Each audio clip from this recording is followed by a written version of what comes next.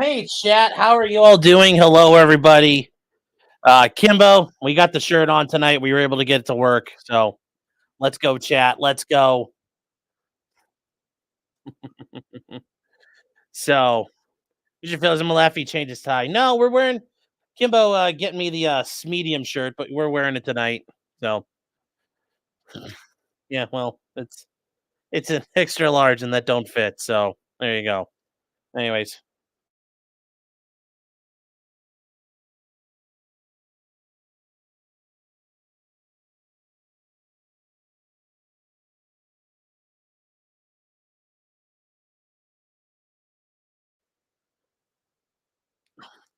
Oh, like he's not wearing. I couldn't wear it. It wouldn't fit on me. Anyway, let's get ready, guys. Here comes the debate. As you know, here on Live Now from Fox. So that does it for some of our pre-debate coverage. Wanted to get in all these questions about the issues at hand. Connor Hansen going down a long litany of just the news that happened just today with Iran's attack against Israel, the very start of the port.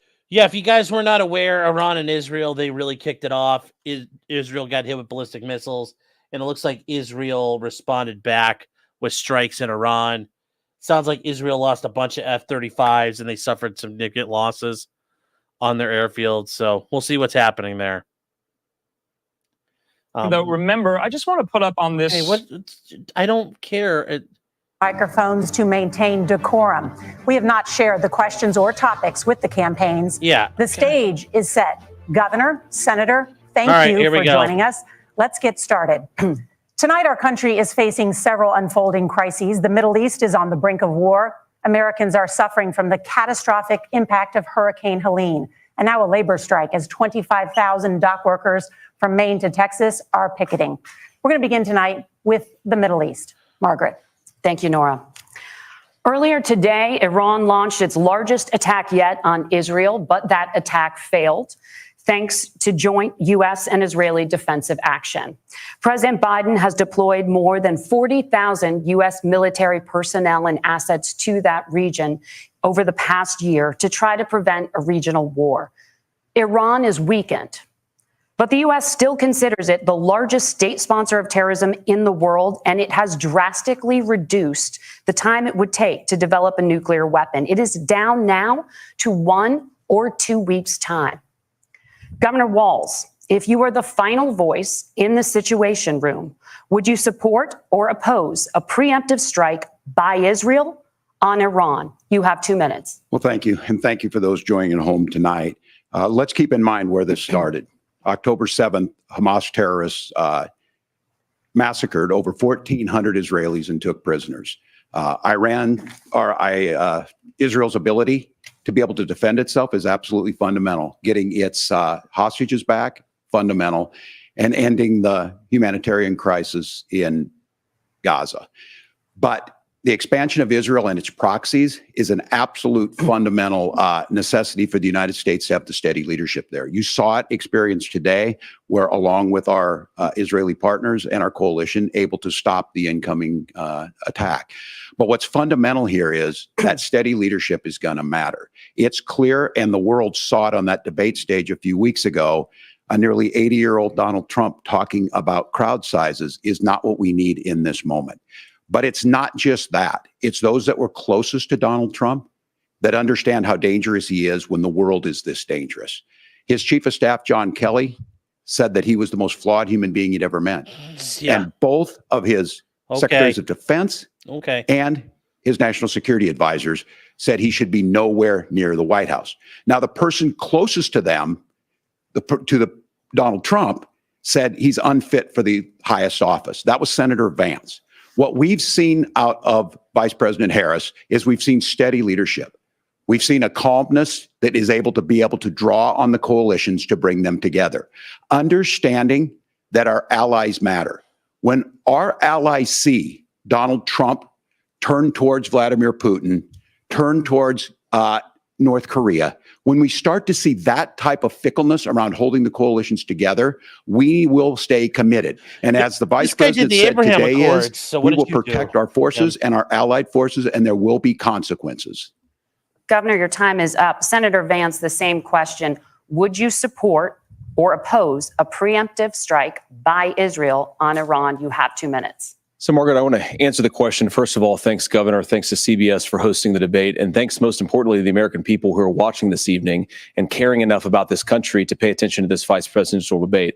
I want to answer the question, but I want to actually give an introduction to myself a little bit because I recognize a lot of Americans don't know who either one of us are.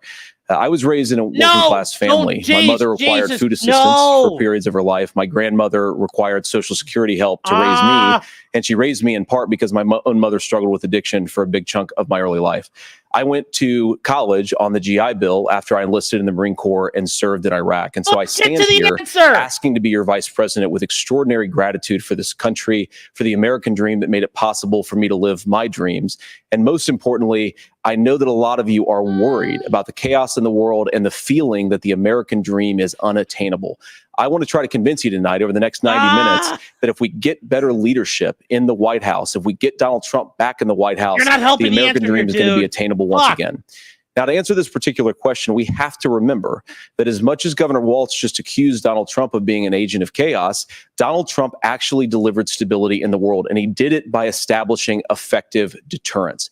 People were afraid of stepping out of line.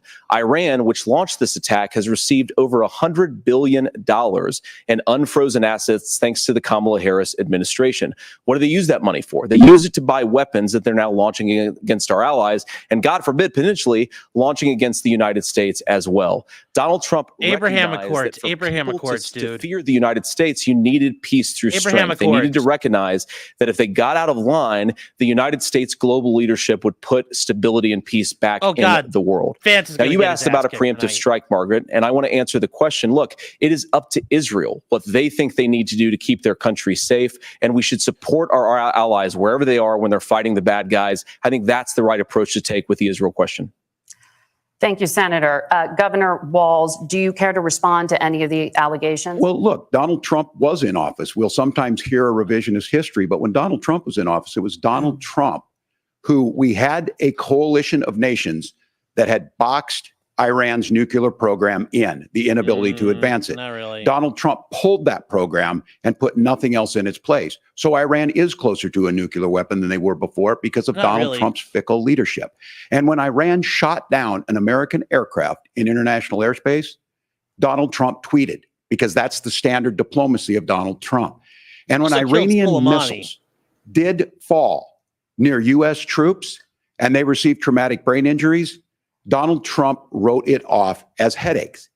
Look, our allies understand that Donald Trump is fickle. He will go to whoever has the most flattery or where it makes sense to him. Steady leadership like you witnessed today, like you witnessed in April. Both Iranian attacks were repelled. Our coalition is strong, and we need the steady leadership that Kamala Harris is providing. Senator Vance, the U.S. did have a diplomatic deal with Iran to temporarily pause parts of its nuclear program, and President Trump did exit that deal.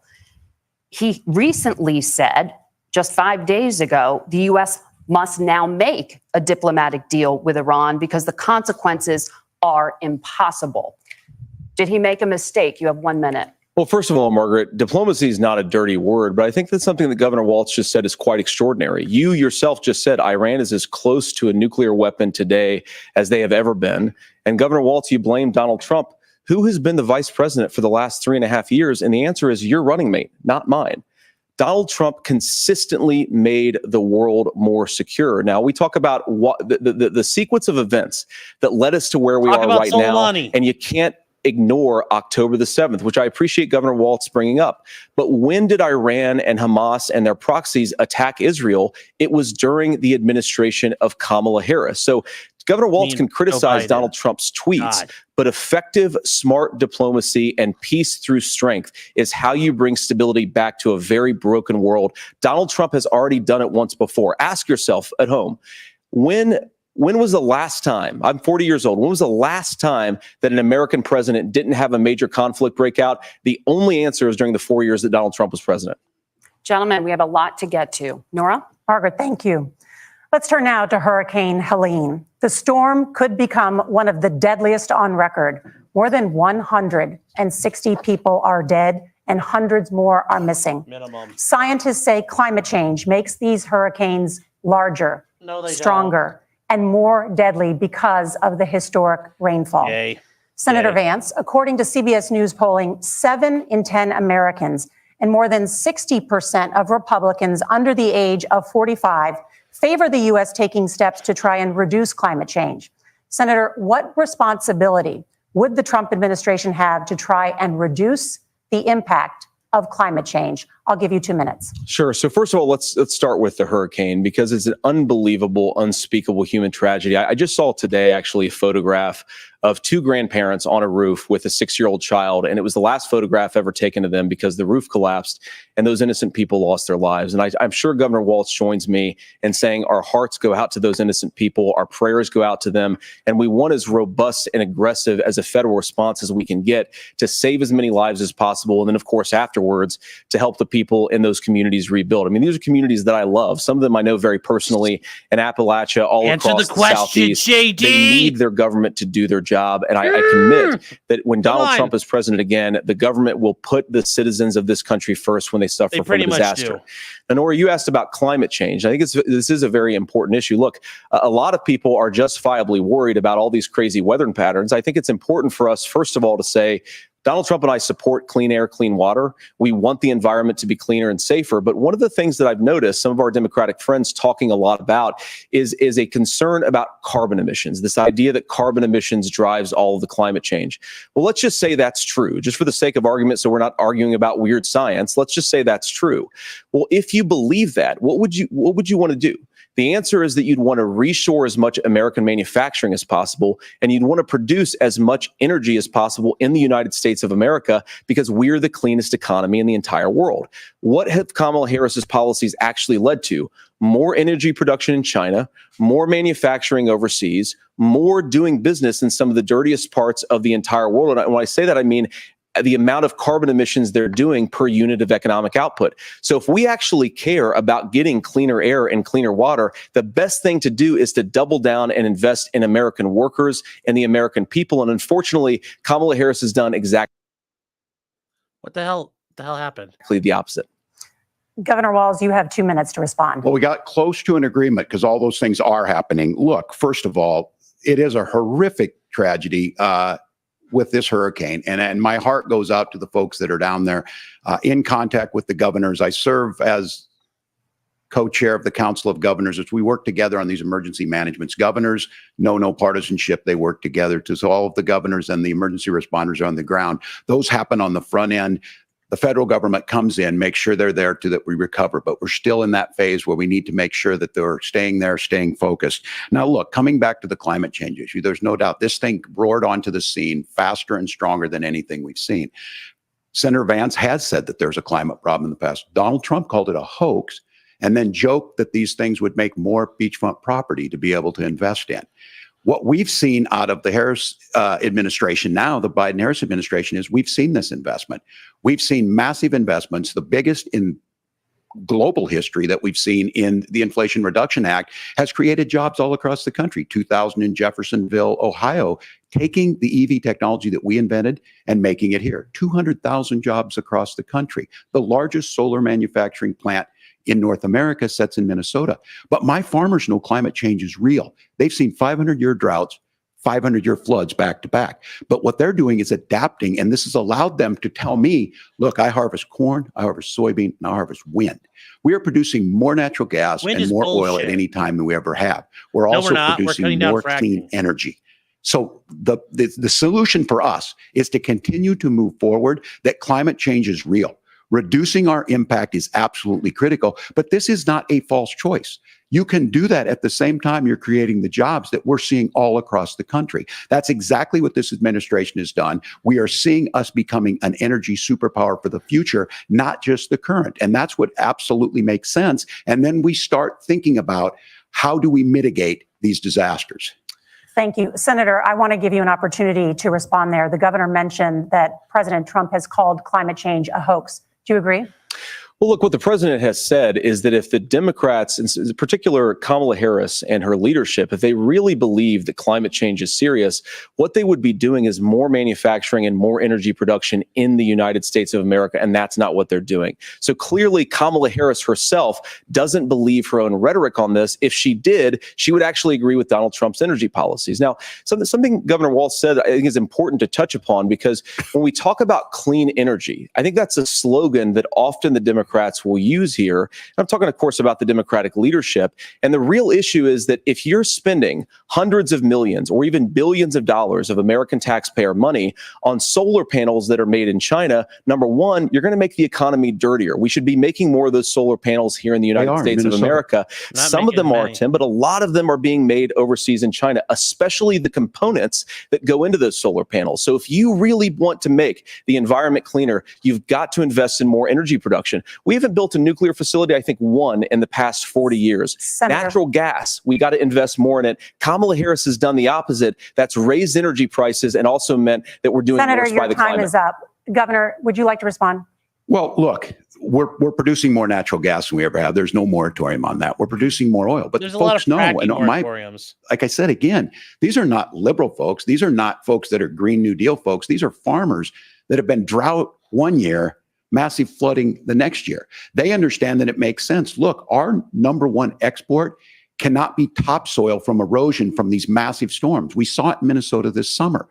And thinking about how do we respond to that, we're thinking ahead on this. And what Kamala Harris has been able to do in Minnesota, we're starting to weatherproof some of these things. The infrastructure law that was passed allows us to think about mitigation in the future. How do we make sure that we're protecting by burying our power lines? How do we make sure that we're protecting lakefronts and things that we're seeing more and more of? But to call it a hoax and to take the oil company executives to Mar-a-Lago, say, give me money for my campaign, and I'll let you do whatever you want.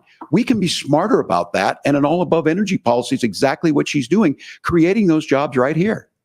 Governor, your time is up. The overwhelming consensus among scientists is that the Earth's climate is warming at an unprecedented rate. Margaret? Thank you, Nora. We're going to turn now to immigration. The crisis at the U.S.-Mexico border consistently ranks as one of the top issues for American voters. Senator Vance, your campaign is pledging to carry out the largest mass deportation plan in American history and to use the U.S. military to do so. Could you be more specific about exactly how this will work? For example, would you deport parents who have entered the U.S. illegally and separate them from any of their children who were born on U.S. soil? You have 2 minutes. So first of all, Margaret, before we talk about deportations, we have to stop the bleeding. We have a historic immigration crisis because Kamala Harris started and said that she wanted to undo all of Donald Trump's border policies. 94 executive orders suspending deportations, decriminalizing illegal aliens, massively increasing the asylum fraud that exists in our system. That has opened the floodgates. And what it's meant is that a lot of fentanyl is coming into our country. I had a mother who struggled with opioid addiction and has gotten clean. I don't want people who are struggling with addiction to be deprived of their second chance because Kamala Harris let in fentanyl into our communities at record levels. So you've got to stop the bleeding. You've got to re-implement Donald Trump's border policies, build the wall, re-implement deportations. And that gets me to your point, Margaret, about what do we actually do? So we've got 25 million illegal aliens who are here in the country. What do we do with them? I think the first thing that we do is we start with the criminal migrants. About 1 million of those people have committed some form of crime in addition to crossing the border illegally. I think you start with deportations on those folks.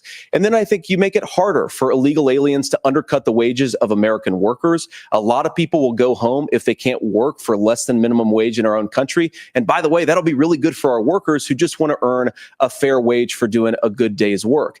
And the final point, Margaret, is you ask about family separation. Right now in this country, Margaret, we have 320,000 children. There you go, the Department of Homeland Security has effectively lost. Some of them have been sex trafficked. Some of them hopefully are at homes with their families. Some of them have been used as drug trafficking mules. The real family separation policy in this country is unfortunately Kamala Harris's wide open southern border.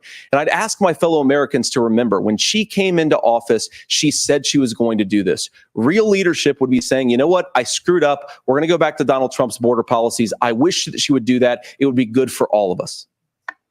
Governor, do you care to respond to any of those specific allegations, including that the vice president is, quote, letting in fentanyl and using kids as drug mules, among other things regarding children? The drug mule is not true, but I will say about the fentanyl, because this is a crisis of this, the opioid crisis. And the good news on this is the last 12 months saw the largest decrease in opioid deaths in our nation's history, 30% decrease in Ohio, but there's still more work to do. But let's go back to this on immigration. Kamala Harris was the attorney general of the largest state, a border state in California. She's the only person in this race who prosecuted transnational gangs for human trafficking and drug interventions. But look, we all want to solve this. Most of us want to solve this. And that is the United States Congress. That's the Border Patrol agents. That's the Chamber of Commerce. That's most Americans out here. That's why we had the fairest and the toughest bill on immigration that this nation's seen. It was crafted by a conservative senator from Oklahoma, James Lankford. I know him. He's super conservative, but he's a man of principle, wants to get it done. Democrats and Republicans worked on this piece of legislation. The Border Patrol said, this is what we need in here. These are the experts. And the Chamber of Commerce and the Wall Street Journal said, pass this thing. Kamala Harris helped get there. 1,500 new border agents, detection for drugs, DOJ money to speed up these the adjudications on this, just what America wants. But as soon as I was getting ready to pass and actually tackle this, Donald Trump said no, told them to vote against it because it gives him a campaign issue. It gives him what would Donald Trump talk about if we actually did some of these things? And they need to be done by the legislature. You can't just do this through the executive branch. So look, we have the options to do this. Donald Trump had 4 years. He had 4 years to do this. And he promised you, America, how easy it would be. I'll build you a big, beautiful wall, and Mexico will pay for it. Less than 2% of that wall got built, and Mexico didn't pay a dime. But here we are again, 9 years after he came down that escalator, dehumanizing people and telling them what he was going to do. As far as the deportation plan, at one point, Senator Vance said it was so unworkable to be laughable. So that's where we're at. Pass the bill, she'll sign it. Governor, your time is up.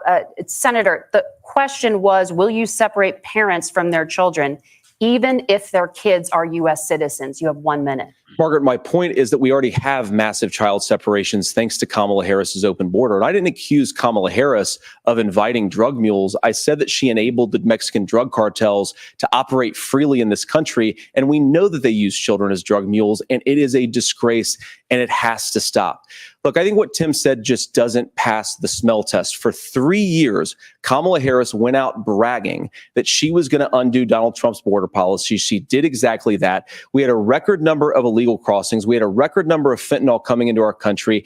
And now that she's running for president, or a few months before, she says that somehow she got religion and cared a lot about a piece of legislation.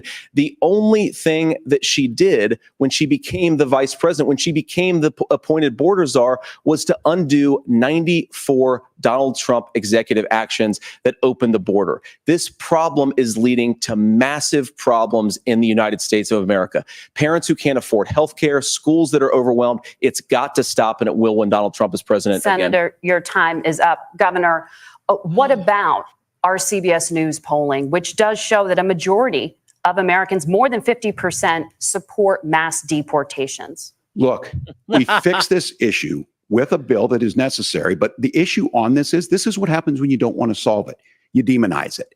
And we saw this. And Senator Vance, and it surprises me on this, talking about and saying, I will create stories to bring attention to this.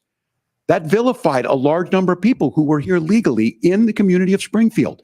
The Republican governor said, it's not true. Don't do it. There's consequences for this. There's consequences. We could come together. Senator Lankford did it. We could come together and solve this if we didn't let Donald Trump continue to make it an issue. And the consequences in Springfield were the governor had to send state law enforcement to escort kindergartners to school. I believe Senator Vance wants to solve this, but by standing with Donald Trump and not working together to find a solution, it becomes a talking point. And when it becomes a talking point like this, we dehumanize and villainize other human beings. That never happened. Tim, Governor, your time is up. Senator, I'll give you 1 minute, but let me just ask you the question first. The governor has made the point, and I think as a sitting lawmaker, you know that Congress controls the purse strings and any funding. So you have said repeatedly that Donald Trump would, through executive action, solve this? Do you disagree that Congress controls the purse strings and would need to support many of the changes that you would actually want to implement? You have 1 minute. Look, Margaret, first of all, the gross majority of what we need to do at the southern border is just empowering law enforcement to do their job. I've been to the southern border more than our borders are. Kamala Harris has been, and it's actually heartbreaking because the Border Patrol agents, they just want to be empowered to do their job. Of course, additional resources would help, but most of this is about the president and the vice president empowering our law enforcement to say, if you try to come across the border illegally, you've got to stay in Mexico, you've got to go back through proper channels. Now, Governor Walz brought up the community of Springfield, and he's very worried about the things that I've said in Springfield. Look, in Springfield, Ohio, and in communities all across this country, you've got schools that are overwhelmed. You've got hospitals that are overwhelmed. You have got housing that is totally unaffordable because we brought in millions of illegal immigrants to compete with Americans for scarce homes. The people that I'm most worried about in Springfield, Ohio, are the American citizens who have had their lives destroyed by Kamala Harris's open border. It is a disgrace, Tim. And I actually think, I agree with you. I think you want to solve this problem, but I don't think that Kamala Harris does. Senator, your time is up. Governor, you have 1 minute to respond. Yeah, well, it is law enforcement that asked for the bill. They helped craft it. They're the ones that supported it. That's because they know we need to do this. Look, this issue of continuing to bring this up, of not dealing with it, of blaming migrants for everything. On housing, we could talk a little bit about Wall Street speculators buying up housing and making them less affordable, but it becomes a blame. Look, this bill also gives the money necessary to adjudicate. I agree. It should not take 7 years for an asylum claim to be done. This bill gets it done in 90 days. Then you start to make a difference in this, and you start to adhere to what we know, American principles. I don't talk about my faith a lot, but Matthew 25:40 talks about, to the least amongst us, you do unto me. I think that's true of most Americans. They simply want order to it. This bill does it. It's funded. It's supported by the people who do it. And it lets us keep our dignity about how we treat other people. Quoting the Bible. Thank you, Governor. And just to clarify for our viewers, Springfield, Ohio does have a large number of Haitian migrants who have legal status, temporary protected status. Well, Margaret, but thank you, Senator. We have so much. They're not fact checking the fact that kids were not escorted to school. That's bullshit. The rules were that you guys weren't going to fact check. And since you're fact checking me, I think it's important to say what's actually going on.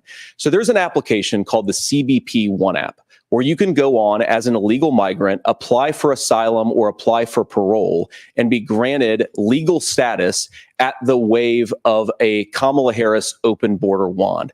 That is not a person coming in, applying for a green card and waiting for 10 years. That is the facilitation of illegal immigration, Margaret, by our own leadership. Thank you, Senator, for describing the legal process. We have so much to get to, Senator. Those laws have been on the books since 1990. Thank you, gentlemen. The CBP One app has not been on the books since 1990. It's something that Kamala Harris created, Margaret. Gentlemen, the audience can't hear you because your mics are cut. We have so much we want to get to. Thank you for explaining the legal process. Shut up, hose. Nora. Thank you, Margaret. The economy is a top concern for voters. Each of your campaigns has released an economic plan. So let's talk about the specifics. Governor Walz, Vice President Harris unveiled a plan that includes billions in tax credits for manufacturing, housing, and a renewed child tax credit. The Wharton School says your proposals will increase the nation's deficit by $1.2 trillion.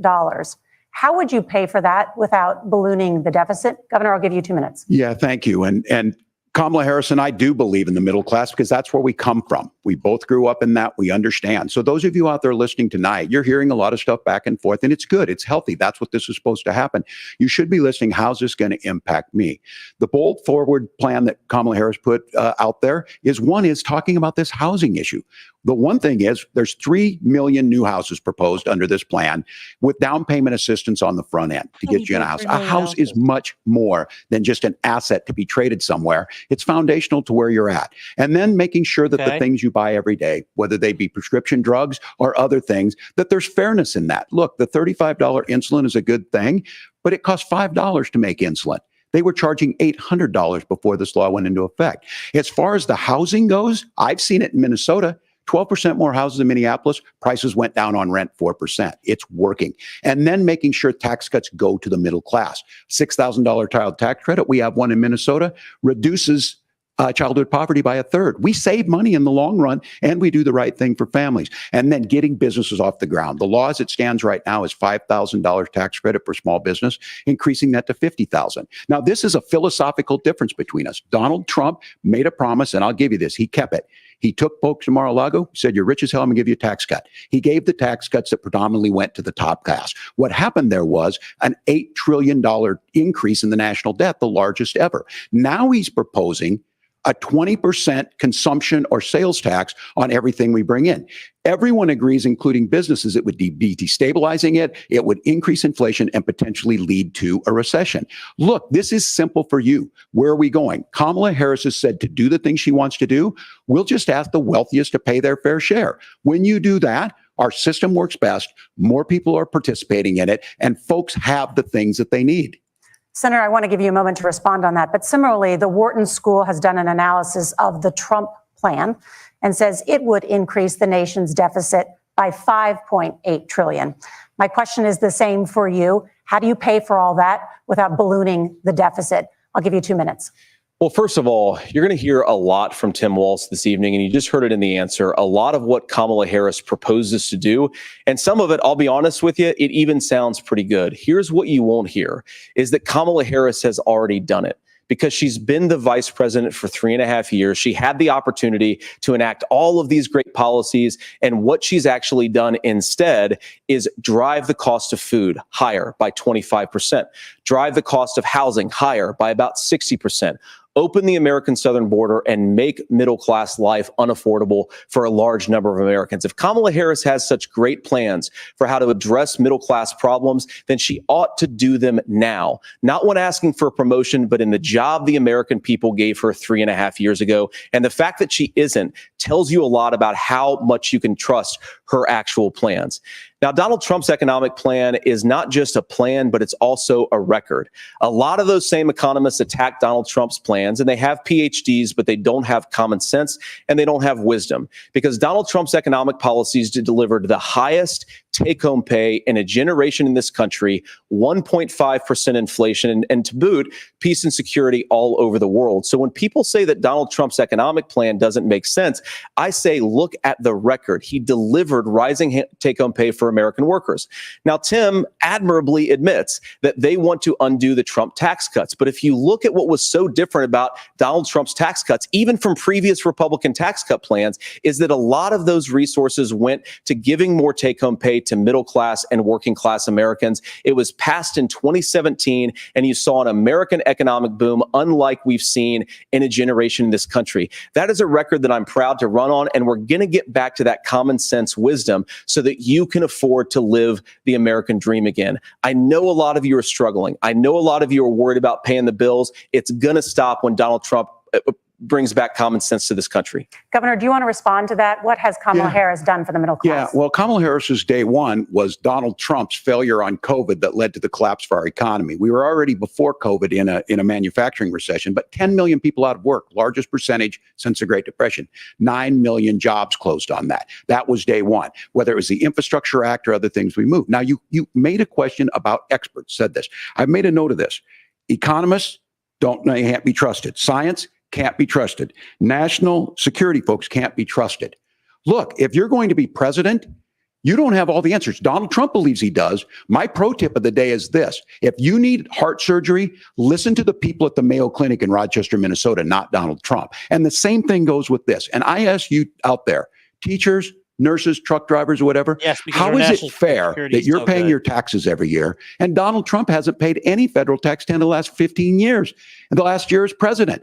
That's what's wrong with the system. There's a way around it, and he's bragged about that. We're just asking for fairness in it, and that's all you want. Tax code, homie. You have a minute. Governor, you say trust the experts. But those same experts for 40 years said that if we shipped our manufacturing base off to China, we'd get cheaper goods. They lied about that. They said if we shipped our industrial base off to other countries, to Mexico and elsewhere, it would make the middle class stronger. They were wrong about that. They were wrong about the idea that if we made America less self-reliant, less productive in our own nation, that it would somehow make us better off, and they were wrong about it. And for the first time in a generation, Donald Trump had the wisdom and the courage to say to that bipartisan consensus, we're not doing it anymore. We're bringing American manufacturing back. We're unleashing American energy. We're going to make more of our own stuff. And this isn't just an economic issue. I mean, I've got 3 beautiful little kids at home, 7, 4, and 2, and I love them very much, and I hope they're in bed right now. But look, so many of the drugs, the pharmaceuticals that we put in the bodies of our children are manufactured by nations that hate us. This has to stop. And we're not going to stop it by listening to experts. We're going to stop it by listening to common sense wisdom, which is what Donald Trump governed on. Senator, your time is up. Governor Walz, can you address that? I mean, voters say they trust Donald Trump on the economy more. Why? Well, if you're listening tonight and you want billionaires to get tax cuts, you heard what the numbers were. Look, you don't I'm have a an union guy on this. I'm not a guy who wanted to ship things overseas, but I understand that, look, we produce soybeans and corn. We need to have fair trading partners. That's something that we believe in. I think the thing that most concerns me on this is Donald Trump was the guy who created the largest trade deficit in American history with China. So the rhetoric is good. Much of what the senator said right there, I'm in agreement with him on this. I watched it happen too. I watched it to my communities, and we talked about that. But we had people undercutting the right to collectively bargain. We had right to work states made it more difficult. We had companies that were willing to ship it over, and we saw people profit. Folks that are venture capital in some cases, putting money into companies that were overseas. We're in agreement that we bring those home. The issue is Donald Trump is talking about it. Kamala Harris has a record, 250,000 more manufacturing jobs just out of the IRA. May I respond to that? Yes. So appreciate that. So if you notice, what Governor Walz just did is he said, first of all, Donald Trump has to listen to the experts. And then when he acknowledged that the experts screwed up, he said, well, Donald Trump didn't do nearly as good of a job as the statistics that's a show gross generalization. that he did. So what Tim Walz is doing, and I honestly, Tim, I think you got a tough job here, because you've got to play whack-a-mole. You've got to pretend that Donald Trump didn't deliver rising take-home pay, which of course he did. You've got to pretend that Donald Trump didn't deliver lower inflation, which of course he did. And then you simultaneously got to defend Kamala Harris's atrocious economic record, which has made gas, groceries, and housing unaffordable for American citizens. I was raised by a woman who would sometimes go into medical debt so that she could put food on the table in our household. I know what it's like to not be able to afford the things that you need to afford. We can do so much better. To all of you watching, we can get back to an America that's affordable again. We just got to get back to common sense economic principles. I hope we have a conversation on healthcare then. Senator, Governor. Please. Thank you. Margaret? We have a lot to get to ahead, gentlemen, on many topics. But right now, I want to talk about personal qualifications. The vice president is often the last voice the president hears before making consequential decisions. We want to ask you about your leadership qualities. Governor Walz, you said you were in Hong Kong during the deadly Tiananmen Square protests in the spring of 1989. Wow, they're coming at him hard. But Minnesota Public Radio and other media outlets are reporting that you actually didn't travel to Asia until August of that year. Can you explain that discrepancy? Yeah, well, and to the folks out there who didn't get at the top of this, look, I grew up in small rural Nebraska, town of 400, town that you rode your bike with your buddies till the streetlights come on, and I'm proud of that service. I joined the National Guard at 17, worked on family farms, and then I used the GI Bill to become a teacher, passionate about it, a young teacher. My first year out, I got the opportunity in the summer of 89 to travel to China. 35 years ago, be able to do that. I came back home and then started a program to take young people there. We would take basketball teams, we would take baseball teams, we would take dancers, and we would go back and forth to China. The issue for that was to try and learn. Now, look, my community knows who I am. They saw where I was at. Look, I will be the first to tell you, I have poured my heart into my community. I've tried to do the best I can, but I've not been perfect. And I'm a knucklehead at times, but it's always been about that. Those same people elected me to Congress for 12 years. And in Congress, I was one of the most bipartisan people, working on things like farm bills that we got done, working on veterans benefits. And then the people of Minnesota were able to elect me to governor twice. So look, my commitment has been from the beginning to make sure that I'm there for the people, to make sure that I get this right. I will say more than anything, many times I will talk a lot. I will get caught up in the rhetoric. But being there, the impact it made, the difference it made in my life, I learned a lot about China. I hear the critiques of this. I would make the case that Donald Trump should have come on one of those trips with us. I guarantee you he wouldn't be praising Xi Jinping about COVID. And I guarantee you he wouldn't start a trade war that he ends up losing. So this is about trying to understand the world. It's about trying to do the best you can for your community. Yes. And then it's putting yourself out there and letting your folks understand what it is. My commitment, whether it be through teaching, which I was good at, or whether it was being a good soldier or was being a good member of Congress, those are the things that I think are the values that people care about. A lot of people don't think you were the best soldier ever there, Tim. Governor, just to follow up on that, the question was, can you explain the discrepancy? All I said on this is I got there that summer and misspoke on this. So I will just, that's what I've said. So I was in Hong Kong and China during the democracy protests went in. And from that, I learned a lot of what needed to be in governance. Yes. Thank you, Governor. Communist ideology. Senator Vance, in 2016, you called your running mate, Donald Trump, unfit for the nation's highest office, and you said he could be America's Hitler. I know you've been asked many times, and you've said you regret those comments and explained you then voted for Donald Trump in 2020. But the Washington Post reported new messages last week in which you also disparaged Trump's economic record while he was president, writing to someone in 2020, quote, "Trump thoroughly failed to deliver his economic populism." You're now his running mate, and you've shifted many of your policy stances to align with his. If you become vice president, why should Americans trust that you will give Donald Trump the advice he needs to hear and not just the advice he wants to hear? You have 2 minutes. Well, first of all, Margaret, because I've always been open. And sometimes, of course, I've disagreed with the president, but I've also been extremely open about the fact that I was wrong about Donald Trump. I was wrong, first of all, because I believed some of the media stories that turned out to be dishonest fabrications of his record. But most importantly, Donald Trump delivered for the American people. Rising wages, rising take-home pay, an economy that worked for normal Americans, a secure southern border, a lot of things, frankly, that I didn't think he'd be able to deliver on. And yeah, when you screw up, when you misspeak, when you get something wrong and you change your mind, you ought to be honest with the American people about it. It's one of the reasons, Margaret, why I've done so many interviews is because I think it's important to actually explain to the American people where I come down on the issues and what changed. Now, you pointed out some messages from 2020. Margaret, I've been extremely consistent that I think there were a lot of things that we could have done better in the Trump administration, the first round, if Congress was doing its job. I strongly believe, and I've been a United States Senator, that Congress is not just a high-class debating society. It's not just a forum for senators and congressmen to whine about problems. It's a forum to govern. So there were a lot of things on the border, on tariffs, for example, where I think that we could have done so much more if the Republican Congress and the Democrats in Congress had been a little bit better about how they govern the country. They were so obsessed with impeaching Donald Trump, they couldn't actually govern. And I want to talk about this tariff issue in particular, Margaret, because Tim just accused this of being a national sales tax. Look, the one thing, and you're probably surprised to hear me praising Joe Biden, but the one thing that Joe Biden did is he continued some of the Trump tariffs that protected American manufacturing jobs. And it's the one issue, the most pro-worker part of the Biden administration, it's the one issue where Kamala Harris has run away from Joe Biden's record. Think about this. If you're trying to employ slave laborers in China at $3 a day, you're going to do that and undercut the wages of American workers unless our country stands up for itself and says you're not accessing our markets unless you're paying middle-class Americans a fair wage. Senator, your time is up. Nora? Thank you. Now to the issue of reproductive rights. Governor Walz, after Roe versus Wade was overturned, you signed a bill into law that made Minnesota one of the least restrictive states in the nation when it comes to abortion. Former President Trump said in the last debate that you believe abortion, quote, in the 9th month is absolutely fine.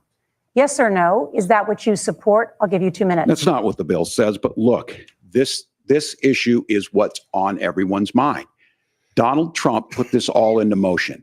He brags about how great it was that he put the judges in and overturned Roe versus Wade, 52 years of personal autonomy. And then he tells us, oh, we send it to the states. It's a beautiful thing. Amanda Zaworski would disagree with you on it's a beautiful thing. A young bride in Texas waiting for their child at 18 weeks. She has a complication, a tear in the membrane. She needs to go in. The medical care at that point needs to be decided by the doctor. And that would have been an abortion. But in Texas, that would have put them in legal jeopardy. She went home, got sepsis, nearly dies, and now she may have difficulty having children. Or in Kentucky, Hadley Duvall, a 12-year-old child raped and impregnated by her stepfather. Those are horrific. Now, when God asked about that, Senator Vance said, 2 wrongs don't make a right. There is no right in this. So in Minnesota, what we did was restore Roe versus Wade. I mean, we made sure that we put that's not the best women in charge of their health care. But look, this is not where, if you don't know Amanda or a Hadley, you soon will. Their Project 2025 is going to have a registry of pregnancies. It's going to make it more difficult, if not impossible, to get contraception and limit access, if not eliminate access to infertility treatments. For so many of you out there listening, me included, infertility treatments are why I have a child. That's nobody else's business. You got a limp wiener. But those things are being proposed. And the catch-all on this is, well, the states will decide what's right for Texas might not be right for Washington. That's not how this works. This is basic human right. We have seen maternal mortality skyrocket in Texas, outpacing many other countries in the world. Really? This is about healthcare. In Minnesota, we are ranked first in healthcare for a reason. We trust women. We trust doctors. Senator, do you want to respond to the governor's claim? Will you create a federal pregnancy monitoring agency? No, Nora, certainly we won't. And I want to talk about this issue because I know a lot of Americans care about it, and I know a lot of Americans don't agree with everything that I've ever said on this topic. And, you know, I grew up in a working class family in a neighborhood where I knew a lot of young women who had unplanned pregnancies and decided to terminate those pregnancies because they feel like they didn't have any other options. And, you know, one of them is actually very dear to me. And I know she's watching tonight, and I love you. And she told me something a couple years ago that she felt like if she hadn't had that abortion, that it would have destroyed her life because she was in an abusive relationship. And I think that what I take from that as a Republican who proudly wants to protect innocent life in this country, who proudly wants to protect the vulnerable, is that my party, we've got to do so much better of a job at earning the American people's trust back on this issue where they frankly just don't trust us. And I think that's one of the things that Donald Trump and I are endeavoring to do. I want us as a Republican Party to be pro-family in the fullest sense of the word. I want us to support fertility treatments. I want us to make it easier for moms to afford to have babies. I want it to make it easier for young families to afford a home so they can afford a place to raise that family. And I think there's so much that we can do on the public policy front just to give women more options. Now, of course, Donald Trump has been very clear that on the abortion policy specifically, that we have a big country and it's diverse. And California has a different viewpoint on this than Georgia. Georgia has a different viewpoint from Arizona. And the proper way to handle this, as messy as democracy sometimes is to let voters make these decisions, let the individual states make their abortion policy. And I think that's what makes the most sense in a very big, a very diverse, and let's be honest, sometimes a very, very messy and divided country. Governor, would you like to respond and also answer the question about restrictions? Yeah, well, the question got asked and Donald Trump made the accusation that wasn't true about Minnesota. Well, let me tell you about this idea that there's diverse states. There's a young woman named Amber Thurman. She happened to be in Georgia, a restrictive state. Because of that, she had to travel a long distance to North Carolina to try and get her care. Amber Thurman died in that journey back and forth. The fact of the matter is, how can we as a nation say that your life and your rights, as basic as the right to control your own body, is determined on geography? There's a very real chance. There's a lot of rights determined by geography, in Minnesota, she would be alive today. That's why the restoration of Roe versus Wade. When you listen to Vice President Harris talk about this subject and you hear me talk about it, you hear us talking exactly the same. Donald Trump is trying to figure out how to get the political right of this. I agree with a lot of what Senator Vance said about what's happening. His running mate, though, does not. And that's the problem. Governor, your time is up. Senator, let me ask you about that. He mentioned, was, I think, referring to a national ban. In the past, you have supported a federal ban on abortion after 15 weeks. In fact, you said if someone can't support legislation like that, quote, you are making the United States the most barbaric pro-abortion regime anywhere in the entire world. My question is, why have you changed your position? Well, Nora, first of all, I never supported a national ban. I did when I was running for Senate in 2022, talk about setting some minimum national standard. For example, we have a partial birth abortion ban in place in this country at the federal level. I don't think anybody's trying to get rid of that, or at least I hope not, though I know that Democrats have taken a very radical pro-abortion stance. But Nora, one of the things that changed is in the state of Ohio, we had a referendum in 2023, and the people of Ohio voted overwhelmingly, by the way, against my position. And I think that what I learned from that, Nora, is that we've got to do a better job at winning back people's trust. So many young women would love to have families. So many young women also see an unplanned pregnancy as something that's going to destroy their livelihood, destroy their education, destroy their relationships. And we have got to earn people's trust back. And that's why Donald Trump and I are committed to pursuing pro-family policies, making childcare more accessible, making fertility treatments more accessible, because we've got to do a better job at that. And that's what real leadership is. Governor, your response. I'm going to respond on the pro-abortion piece of that. No, we're not. We're pro-women. We're pro-freedom to make your own choice. We know what the implications are to not be that. Women having miscarriages, women not getting the care, physicians feeling like they may be prosecuted for providing that care. And as far as making sure that we're educating our children and giving them options, Minnesota's a state with one of the lowest teen pregnancy rates. We understand that too. We know that the options need to be available, and we make that true. We also we're a top 3 state for the best place to raise children. But these two things, to try and say that we're pro-children, but we don't like this, or you guys are pro-abortion, that's not the case at all. We are pro-freedoms for women to make their choices, and we're going, and Kamala Harris is making the case, to make options for children more affordable, a $6,000 child tax credit, but we're not going to base that on the backs of making someone like Amber Thurman drive 600 miles to try and get health care. Senator. 600 miles? First of all, Governor, I agree with you. Amber Thurman should still be alive. And there are a lot of people who should still be alive, and I certainly wish that she was. And maybe you're free to disagree with me on this and explain this to me, but as I read the Minnesota law that you signed into law, the statute that you signed into law, it says that a doctor who presides over an abortion where the baby survives, the doctor is under no obligation to provide life-saving care to a baby who survives a botched late-term abortion. That is, I think, whether you're pro-choice or pro-abortion, that is fundamentally barbaric. And that's why I use that word, Nora, is because some of what we've seen, do you want to force Catholic hospitals to perform abortions against their will? Because Kamala Harris has supported suing Catholic nuns to violate their freedom of conscience. We can be a big and diverse country where we respect people's freedom of conscience and make the country more pro-baby and pro-family. But please. Yes, Governor, please respond. Look, this is one where there's always something there. This is a very simple proposition. These are women's decisions to make about their healthcare decisions, and the physicians who know best when they need to do this. Trying to distort the way a law is written to try and make a point, that's not it at all. What was I wrong about, Governor? Please tell me, what was I wrong about? That is not the way the law is written. Look, I've given this advice on a lot of things, that getting involved, that's been misread, and it was fact-checked at the last debate. But the point on this is there's a continuation of these guys to try and tell women or to get involved. I use this line on this, just mind your own business on this. Things worked best when Roe versus Wade was in place. When we do a restoration of Roe, that works best. That doesn't preclude us from increasing funding for children. It doesn't increase us from making sure that once that child's born, like in Minnesota, they get meals. They get early childhood education. Kids, they don't get meals. Health care. So the hiding behind we're going to do all these other things when you're not proposing them in your budget. Kamala Harris is proposing them. She's proposing all those things to make life easier for families. I asked a specific question, Governor. You gave me a slogan as a response. It's not the case. It's not true. That's not what the law says. So they fact-checked it with President Trump. Gentlemen, there's a lot to discuss. We have to move on, and we're going to be right back with much more of the CBS News vice presidential debate in just a moment.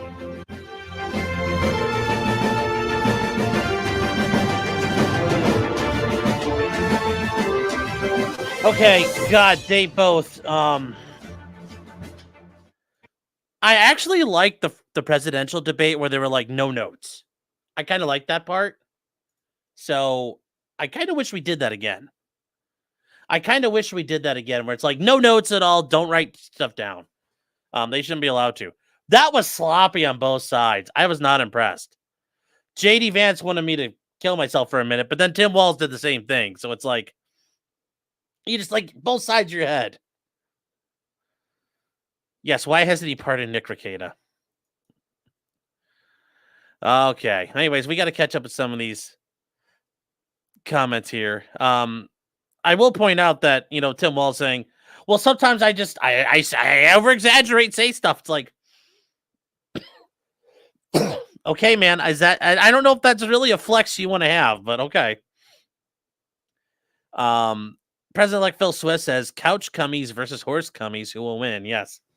Well, you know, the JD Vance couch fucking story is not true, but the Tim Walz drinking horse semen, we're not sure that's not true. Mr. Squiggle's been a member for 24 months. Thank you for that support. That's longevity right there. Clyde. Yeah, Clyde's not being a good doggo. He won't come see me. M Towers for $20 says, a non-answer always means yes. Very true. Michael Gelke for 15 Malaysian ringgit is saying, can we elect Mickey Steins, the sheriff? Just saw your video. And he has the follow through I appreciate. No scraps under the table left behind on his watch. Very true. Very true. Analytical T gifted 10 memberships. Thank you. Thank you very much. M Towers says, you know, one less better than N Towers. We need Thompson water seal all our infrastructure to waterproof ourselves from climate change. Yeah, that would be the way to fix it. Just seal everything up in super glue. D for $50. Dropping it big says, I live on the Cali border. Whenever my buddies and I go into the national park for shooting near the border, we always drive past several groups of people coming across the border to meet up with the border patrol just down the trail. I mean, like, there's tons of footage of that. Yeah. It's got to be frustrating to see. The DCV Titan for 5 loonies, or 2.5 toonies, depending on how you're counting it. Says 3 million new homes and what? 12 to 15 million new illegals to put them in. Great housing plan. Yeah, that's, you know, building 3 million homes helps, but you've got a lot of people. And that, you know, including illegals, but also American citizens. Like, I don't think it's going to fix it. Ag says the Wharton study, a bullshit study. Well, to be fair, Trump went to Wharton himself. Graduated from Wharton. Ammo's Currency for $10, thank you, is saying, let's quote the Bible. Deuteronomy 28:43. The foreigners who reside among you will rise above you higher and higher, but you will sink lower and lower. Lots of great stuff in there. It's a good book. Yeah. Yes, Tim Walz trying to belt out the Bible like that. It's like, I think he had to, like, somebody had to give him that quote. I don't think he's always had it in his heart. And 12 Point brings up a great point. We're hosed. Vance looks like a female to male transgender guy with the eyeliner. And Tim is Baldo strong. Yeah. Yeah.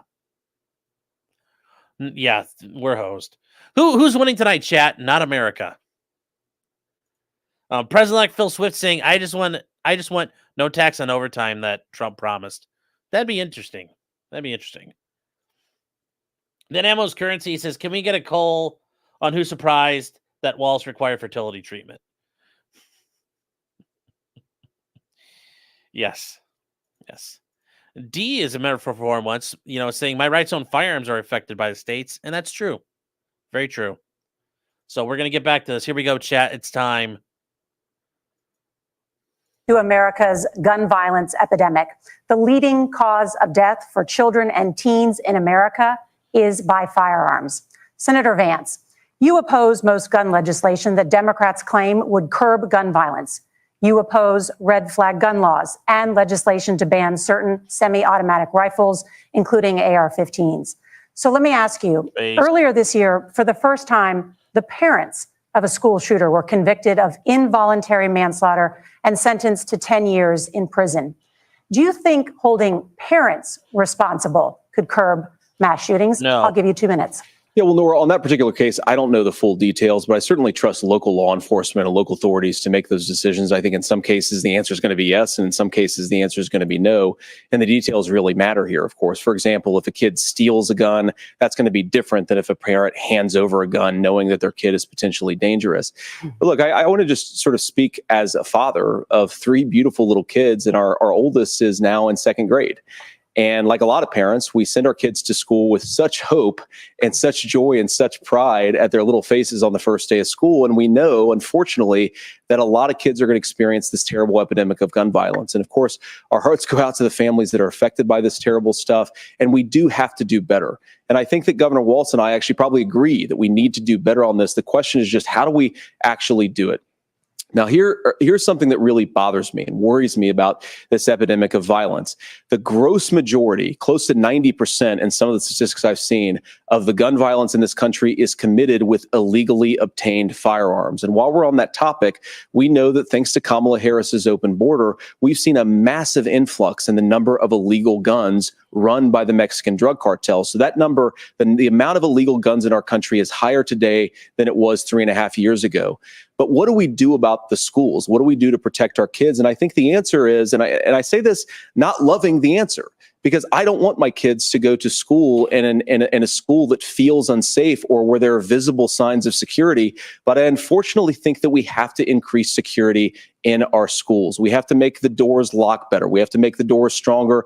We've got to make the windows stronger. And of course, we've got to increase school resource officers, because the idea that we can magically wave a wand and take guns out of the hands of bad guys, it just doesn't fit with recent experience. So we've got to make our schools safer. And I think we've got to have some common sense bipartisan solutions for how to do that. Governor, you have 2 minutes.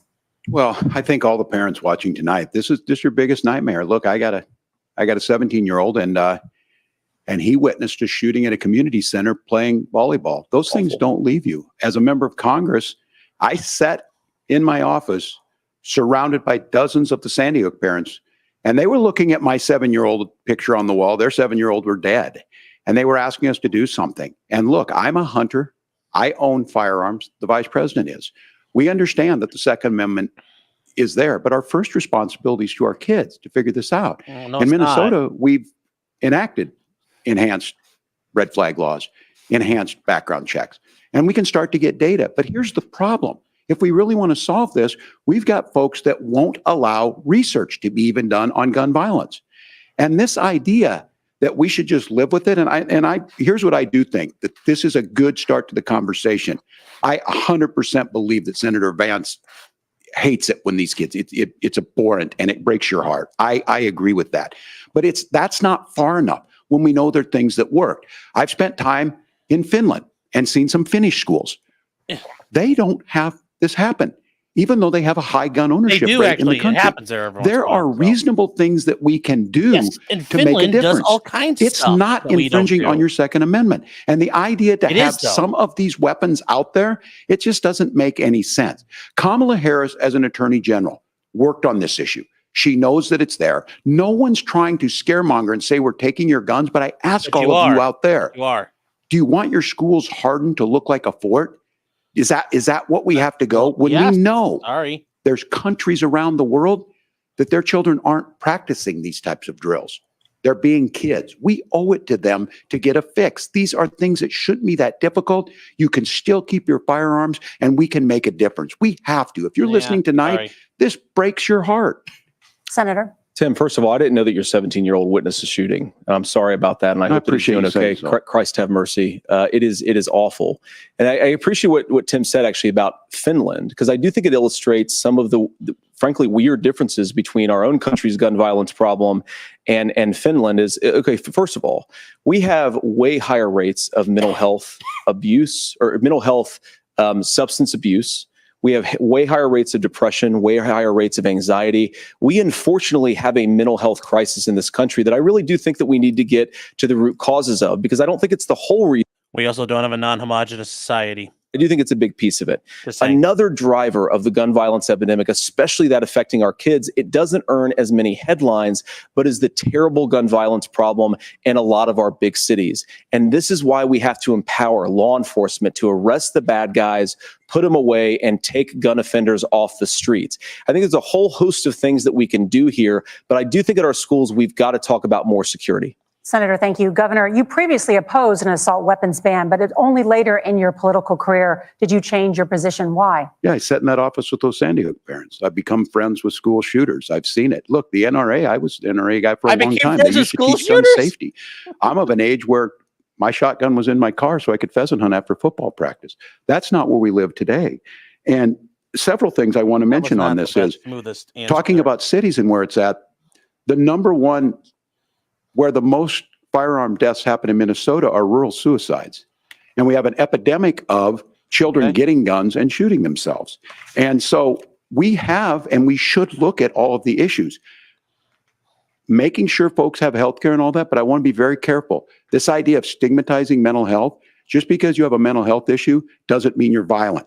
And I think what we end up doing is we start looking for a scapegoat. Sometimes it just is the guns. It's just the guns. And there are things that you can do about it. But I do think that this is one, and I think this is a healthy conversation. I think there's a capacity to find solutions on this that work, protect Second Amendment, protect our children. That's our priority. Gentlemen, thank you. Margaret? Thank you, Nora. Let's turn now to the top contributor to inflation, the high cost of housing and rent. There's a shortage of more than 4 million homes in the United States, and that contributes to the high housing prices. Governor Walz, the Harris campaign promises a $25,000 down payment assistance for first-time home buyers and a $10,000 tax credit. They also promise to build 3 million new homes. Where are you building these homes, and won't handing out that kind of money just drive up prices higher? No, it's not handing out. We have, first, let me say this issue of housing, and I think those of you listening on this, the problem we've had is that we've got a lot of folks that see housing as another commodity. It can be bought up, it can be shifted, it can be moved around. Those are not folks living in those houses. Those of you listening tonight, that house is a big deal. I bought and owned one house in my life. My mom still lives in the house where I was. And when I think of a house, I'm thinking of Christmas services after midnight mass where you go with your family. We need to make it more affordable. And one of the things, as I said, this program that the Vice President is pushing forward and bringing a new way of approaching this is something we're doing in Minnesota from that lead. We in the state invested in making sure our housing was the biggest investment that we'd ever made in housing.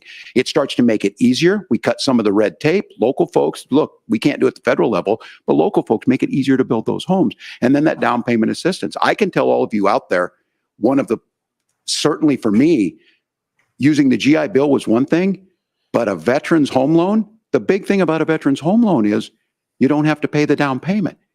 Those are things that make it there. Now, look, you're going to pay it back and you're going to pay your mortgage. Those are things that we know in the long run, the appreciated value, the generational wealth that's created from it. And I will give Minneapolis an example. Minneapolis is the one city where we've seen the lowest inflation rates. We've seen a 12% increase in stock because we've put some of these things in, and we're implementing a state program to make sure we give some of that down payment assistance. We get it back from people because here's what we know. People with stable housing end up with stable jobs. People with stable housing have their kids able to get to school. All of those things in the long run end up saving our money. And that's the thing that I think we should be able to find some common ground in, but we can't blame immigrants for the only reason. That's not the case that's happening in many cities. The fact of the matter is that we don't have enough naturally affordable housing, but we can make sure that the government's there to help kickstart it, create that base. Governor, your time is up. Senator Vance, as far as your campaign's position, the promise is to seize federal lands to build homes, remove regulation, provide tax breaks, and cut back on immigration, which you say pushes up prices. Where are you going to build all the new homes you're promising? And what part of any of this plan will provide immediate relief? You have 2 minutes. Well, first of all, Tim just said something that I agree with. We don't want to blame immigrants for higher housing prices, but we do want to blame Kamala Harris for letting in millions of illegal aliens into this country, which does drive up costs, Tim. 25 million illegal aliens competing with Americans for scarce homes is one of the most significant drivers of home prices in the country. It's why we have massive increases in home prices that have happened right alongside massive increases in illegal alien populations under Kamala Harris's leadership. Now, Tim just mentioned a bunch of ideas. Now, some of those ideas I actually think are halfway decent, and some of them I disagree with. But the most important thing here is Kamala Harris is not running as a newcomer to politics. She is the sitting vice president. If she wants to enact all of these policies to make housing more affordable, I invite her to use the office that the American people already gave her, not sit around and campaign and do nothing while Americans find the American dream dream of homeownership completely unaffordable. Now, you asked, Margaret, what would immediately change the equation for American citizens if you lower energy prices? As Donald Trump says, drill, baby, drill. One of the biggest drivers of housing costs, aside from illegal immigration, is, think about it. If a truck driver is paying 40% more for diesel, then the lumber he's delivering to the job site to build the house is also going to become a lot more expensive. If we open up American energy, you will get immediate pricing relief for American citizens, not, by the way, just in housing, but in a whole host of other economic goods too. Senator Vance, you still have 23 seconds there. Do you want to answer? Can I have it? Where, yeah. Governor, we will get to you in a moment, but Senator, where are you going to seize the federal lands? Can you clarify? Well, what Donald Trump has said is we have a lot of federal lands that aren't being used for anything. They're not being used for national park. They're not being used, and they could be places where we build a lot of housing. And I do think that we should be opening up building in this country. We have a lot of land that could be used. We have a lot of Americans that need homes. A lot of that land is going to be garbage. We should be kicking out illegal immigrants who are competing for those homes, and we should be building more homes for the American citizens who deserve to be here. Senator, your time is up. Governor, I do want to let you respond to the allegation that the vice president is letting in. Well, of course, that's not true. And again, you have the facts. I guess we agreed not to fact check. I'll check it. That, look, crossings are down compared to when Donald Trump left office. But it's, again, blaming and not trying to find the solution. I was going to ask, though, on this question, are we going to drill and build houses in the same federal land? And I think when people hear federal lands, these are really important pieces of land. Now, Minnesota doesn't have a lot of federal lands. I know in the western part of the countries we do. There's not a lot of federal lands in and around Minneapolis, for example. So the issue is I don't understand the federal lands issue unless we see this, and I worry about this as someone who cares deeply about our national parks and our federal lands. Look, Minnesota, we protect these things. We've got about 20% of the world's fresh water. These lands protect. They're there for a reason. They belong to all of us. But again, this is when you view housing and you view these things as commodities. Like, there's a chance to make money here. Let's take this federal land and let's sell it to people for that. I think there's better ways to do this. We've seen it in Minnesota. We're able to refurbish some of these houses. We're able to make some investments. That gets people in. And I'm still on the fact on this. Economists, Senator Vance, you said you don't like the economists. Which economists are saying that it is immigrants that's adding to the cost? Governor, your time is up. But Senator, on that point, I'd like for you to clarify there are many contributing factors to high housing costs. What evidence do you have that migrants are part of this problem? How would they not be? Study that we're happy to share after the debate. We'll put it up on social media, actually, that really drills down on the connection between increased levels of migration, especially illegal immigration, and higher housing prices. Now, of course, Margaret, that's not the entire driver of higher housing prices. It's also the regulatory regime of Kamala Harris. Look, we are a country of builders. We're a country of doers. We're a country of explorers. But we increasingly have a federal administration that makes it harder to develop our resources, makes it harder to build things, and wants to throw people in jail for not doing everything exactly as Kamala Harris says they have to do. And what that means is that you have a lot of people who would love to build homes who aren't able to build homes. I actually agree with Tim Walz. We should get out of this idea of housing as a commodity. But the thing that has most turned housing into a commodity is giving it away to millions upon millions of people who have no legal right to be here. What are the federal regulations? I deal with this as a governor. You can very quickly reply. I'm sorry. I get this as a governor, and I don't necessarily disagree with that. In some cases, many of those are local.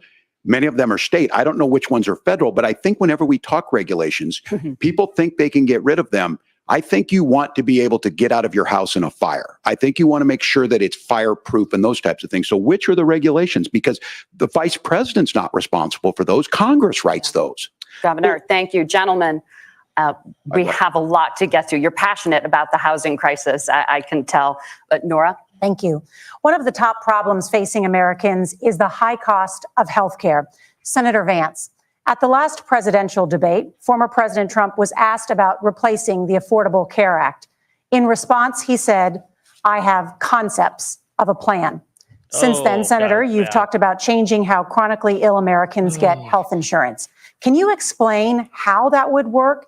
And can you guarantee that Americans with pre-existing conditions won't pay more? I'll give you 2 minutes. Well, of course, we're going to cover Americans with pre-existing conditions. In fact, a lot of my family members have gotten health care I believe, members of my family actually got private health insurance, at least for the first time, switched off of Medicaid onto private insurance for the first time under Donald Trump's leadership. And I think that, a lot of people have criticized this concepts of a plan remark. It's very simple common sense. I think as Tim Walz knows from 12 years in Congress, you're not going to propose a 900-page bill standing on a debate stage. It would bore everybody to tears, and it wouldn't actually mean anything because part of this is the give and take of bipartisan negotiation. Now, when Donald Trump was actually president, and again, he has a record to be proud of, prescription drugs fell in 2018 for the first time in a very long time. Under Kamala Harris's leadership, prescription drugs are up about 7%. Under Donald Trump's entire 4 years, they were up about 1.5%. He introduced pricing transparency. Think about healthcare. You go into a hospital, you try to buy something, and nobody knows what it actually costs. That price transparency will actually give American consumers a little bit more choice and will also drive down costs. And we talked about, the reinsurance regulations is what I was talking about. Look, Donald Trump has said that if we allow states to experiment a little bit on how to cover both the chronically ill, but the non-chronically ill, it's not just a plan. He actually implemented some of these regulations when he was president of the United States. And I think you can make a really good argument that it salvaged Obamacare, which was doing disastrously until Donald Trump came along. And I think this is an important point about President Trump. Of course, you don't have to agree with everything that President Trump has ever said or ever done. But when Obamacare was crushing under the weight of its own regulatory burden and healthcare costs, Donald Trump could have destroyed the program. Instead, he worked in a bipartisan way to ensure that Americans had access to affordable care. It's not perfect, of course, and there's so much more that we can do, but I think that Donald Trump has earned the right to put in place some better healthcare policies. He's earned it because he did it successfully the first time. Governor? All right, here's where being an old guy gives you some history. I was there at the creation of the ACA. And the reason it was so important is I come from a major healthcare state, home of the Mayo Clinic, home to Medical Alley. 3M, Medtronic, all of those. We understand healthcare. It's why we're ranked first on affordability and accessibility and quality of healthcare. And so what I know is under Kamala Harris, more people are covered than they have before. And those of you listening, this is critical to you. Now, Donald Trump all of a sudden wants to go back and remember this. He ran on the first thing he was going to do on day one was to repeal Obamacare. On day one, he tried to sign an executive order to repeal the ACA. He signed on to a lawsuit to repeal the ACA, but lost at the Supreme Court. And he would have repealed the ACA had it not been for the courage of John McCain to save that bill. Now, fast forward, what that means to you is you lose your pre-existing conditions. If you're sitting at home and you got asthma, too bad. If you're a woman, probably not. Broke your foot during football, might kick you out. Your kids get kicked out when they're 26. Kamala Harris negotiated drug prices for the first time with Medicare. We have 10 drugs that will come online, the most common ones that'll be there. But look, this issue, and when Donald Trump said, I've got a concept of a plan, it cracked me up as a fourth grade teacher because my kids would have never given me that. But what Senator Vance just explained might be worse than a concept. Because what he explained is pre-Obamacare. And I'll make this as simple as possible because I have done this for a long time. What they're saying is, if you're healthy, why should you be paying more? So what they're going to do is let insurance companies pick who they insure, because guess what happens? You pay your premium, it's not much. They figure they're not going to have to pay out to you. But those of you a little older, gray, got cancer, you're going to get kicked out of it. That's why the system didn't work. Kamala Harris will protect and enhance the ACA. Governor, thank you. Senator, you have not yet explained how you would protect people with pre-existing conditions or laid out that plan. Well, look, we currently have laws and regulations in place right now that protect people with pre-existing conditions. We want to keep those regulations in place, but we also want to make the health insurance marketplace function a little bit better. Now, what Governor Walz just said is actually not true. A lot of what happened, and the reason that Obamacare was crushing under its own weight, is that a lot of young and healthy people were leaving the exchanges. Donald Trump actually helped address that problem, and he did so in a way that preserved people's access to coverage who had pre-existing conditions. But again, something that these guys do is they make a lot of claims about if Donald Trump becomes president, all of these terrible consequences are going to ensue. But in reality, Donald Trump was president. Inflation was low. Take-home pay was higher, and he saved the very program from a Democratic administration that was collapsing and would have collapsed absent his leadership. He did his job, which is govern in a bipartisan way and get results, not just complain about problems, but actually solve them. Governor, did enrollment under the Affordable Care Act go up under the Trump administration? It's higher now that we've seen it go up. Look, people are using it. The system works. And the question about this of young people or whatever, that's the individual mandate piece of this. And Republicans fought tooth and nail saying, well, Americans should be free to do this. Well, then what happens is— So you think the individual mandate's a good idea? You shrink.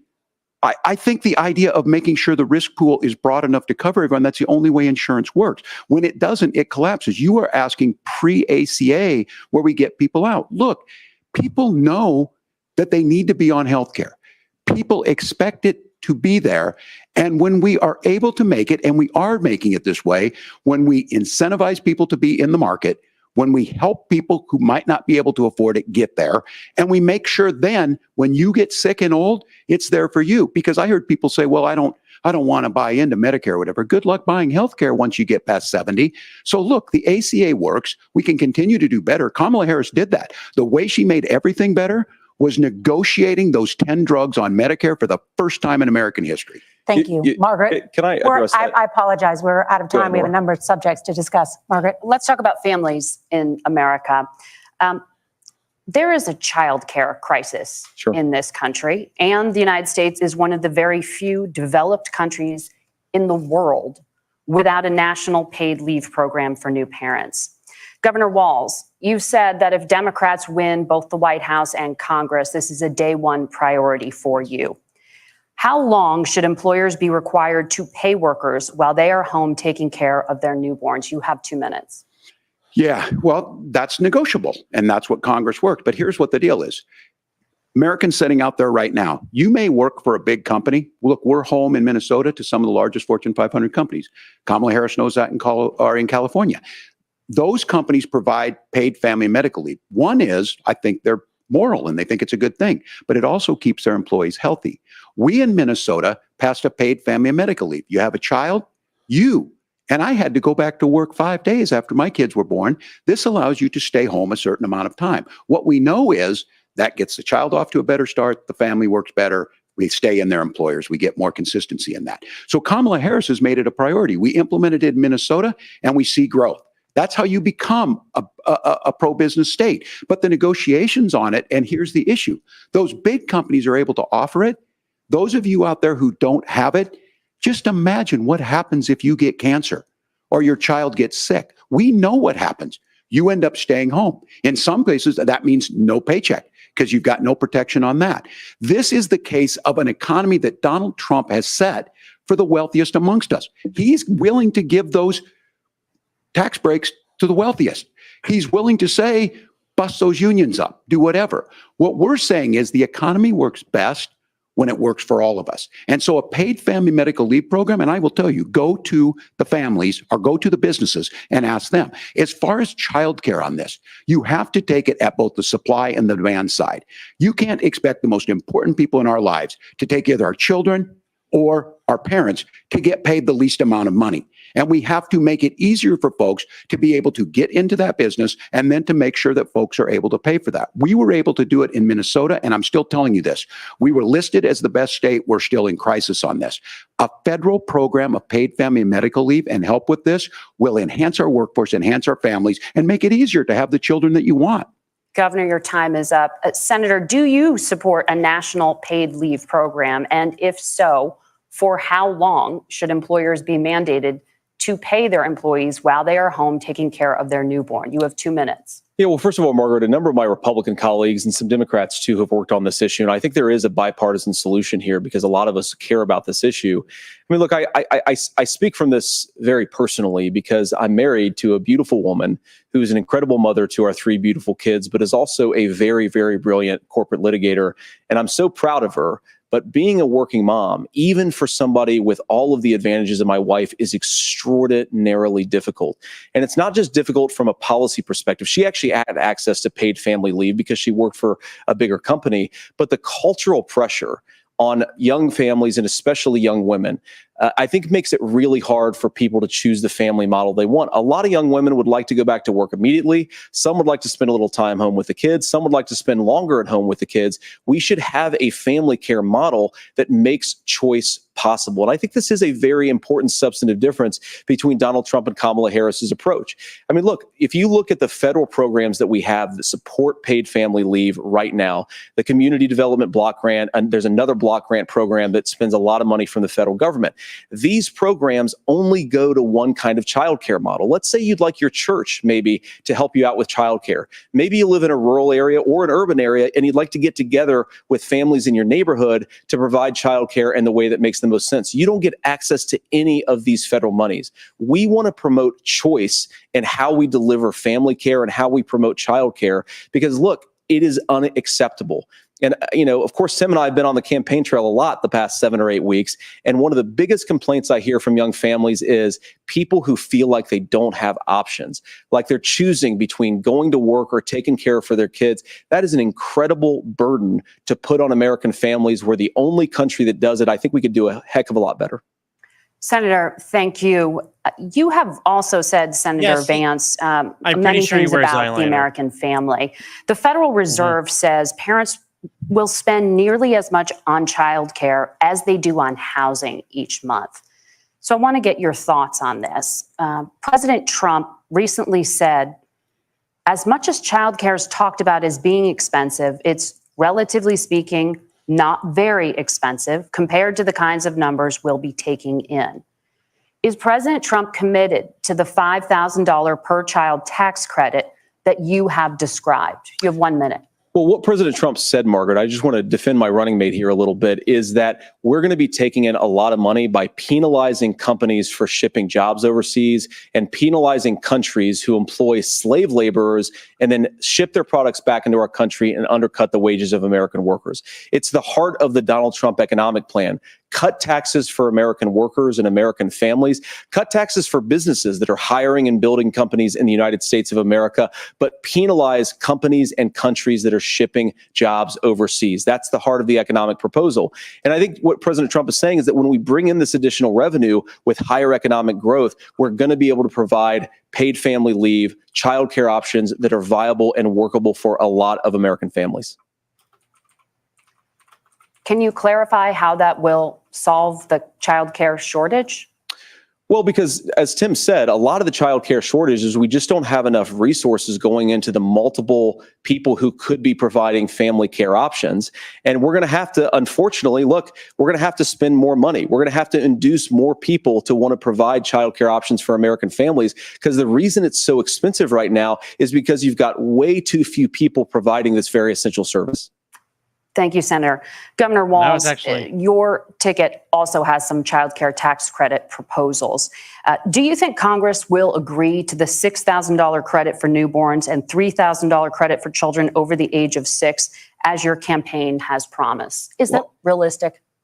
Well, if these members of Congress are listening to anybody, I can tell you, and this is the biggest issue. Everybody listening tonight knows. I mean, I'm sure they were shocked to hear it's not that expensive. And let's be clear, whether it's $5,000 or $6,000, that pays you about 3 or 4 months. Let's be clear of where we're at on this. It's because we got out of an imbalance on this. We thought we were going to get by not paying people. I don't think Senator Vance and I are that far apart. I'm not opposed to what he's talking about on options. We've done scholarship types of things. I think we need to be open to making the case.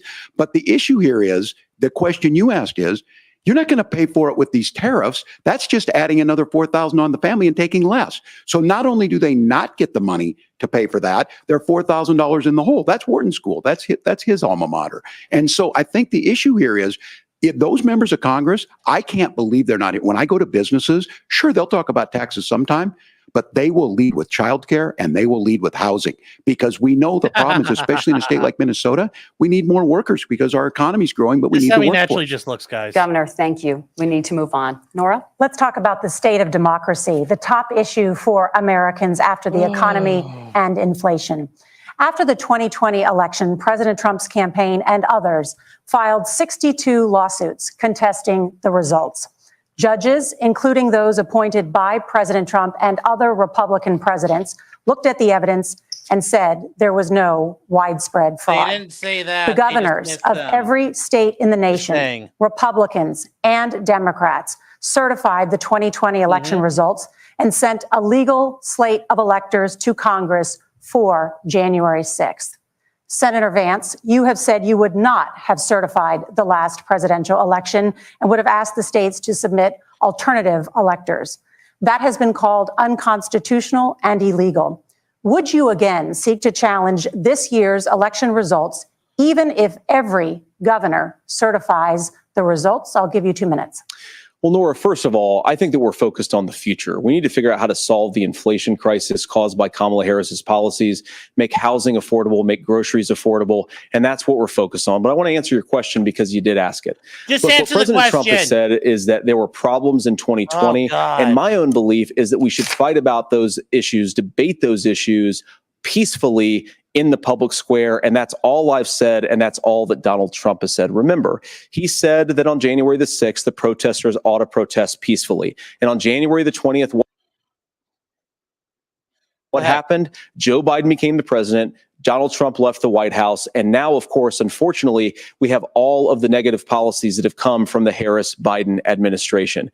I believe that we actually do have a threat to democracy in this country, but unfortunately, it's not the threat to democracy that Kamala Harris and Tim Walz want to talk about. It is the threat of censorship. It's Americans casting aside lifelong friendships because of disagreements over politics. It's big technology companies silencing their fellow citizens. And it's Kamala Harris saying that rather than debate and persuade her fellow Americans, she'd like to censor people who engage in misinformation.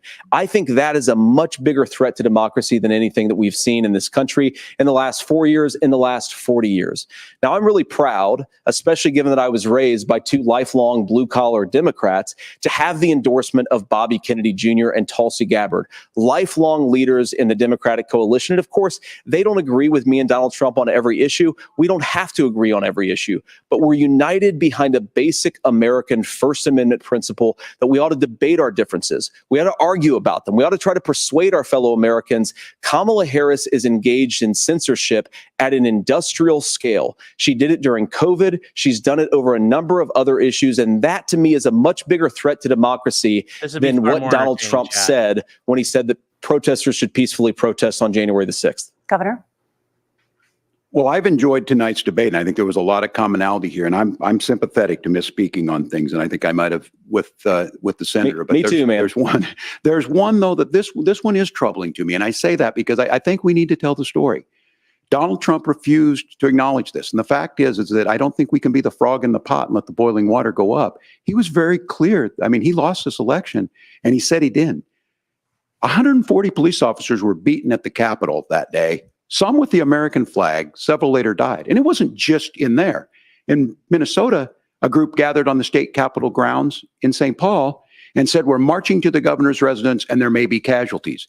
The only person there was my son and his dog, who was rushed out crying by state police. That issue and Mike Pence standing there as they were chanting, hang Mike Pence. Too bad. Mike Pence made the right decision. So, Senator, it was adjudicated over and over and over. It wasn't adjudicated. I worked with kids long enough to know, and I said as a football coach, sometimes you really want to win, but the democracy is bigger than winning an election. You shake hands, and then you try and do everything you can to help the other side win.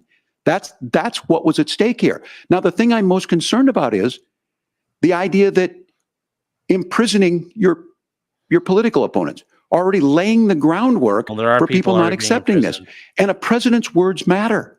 A president's words matter. People hear that. So I think this issue of settling our differences at the ballot box, shaking hands when we lose, being honest about it, but to deny what happened on January 6th, the first time in American history that a president or anyone tried to overturn a fair election and the peaceful transfer of power. And here we are 4 years later in the same boat. I will tell you this, that when this is over, we need to shake hands this election, and the winner needs to be the winner. This has got to stop. It's tearing our country apart.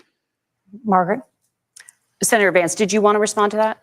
Yeah, well, look, Tim, first of all, it's really rich for Democratic leaders to say that Donald Trump is a unique threat to democracy when he peacefully gave over power on January the 20th, as we have done for 250 years in this country.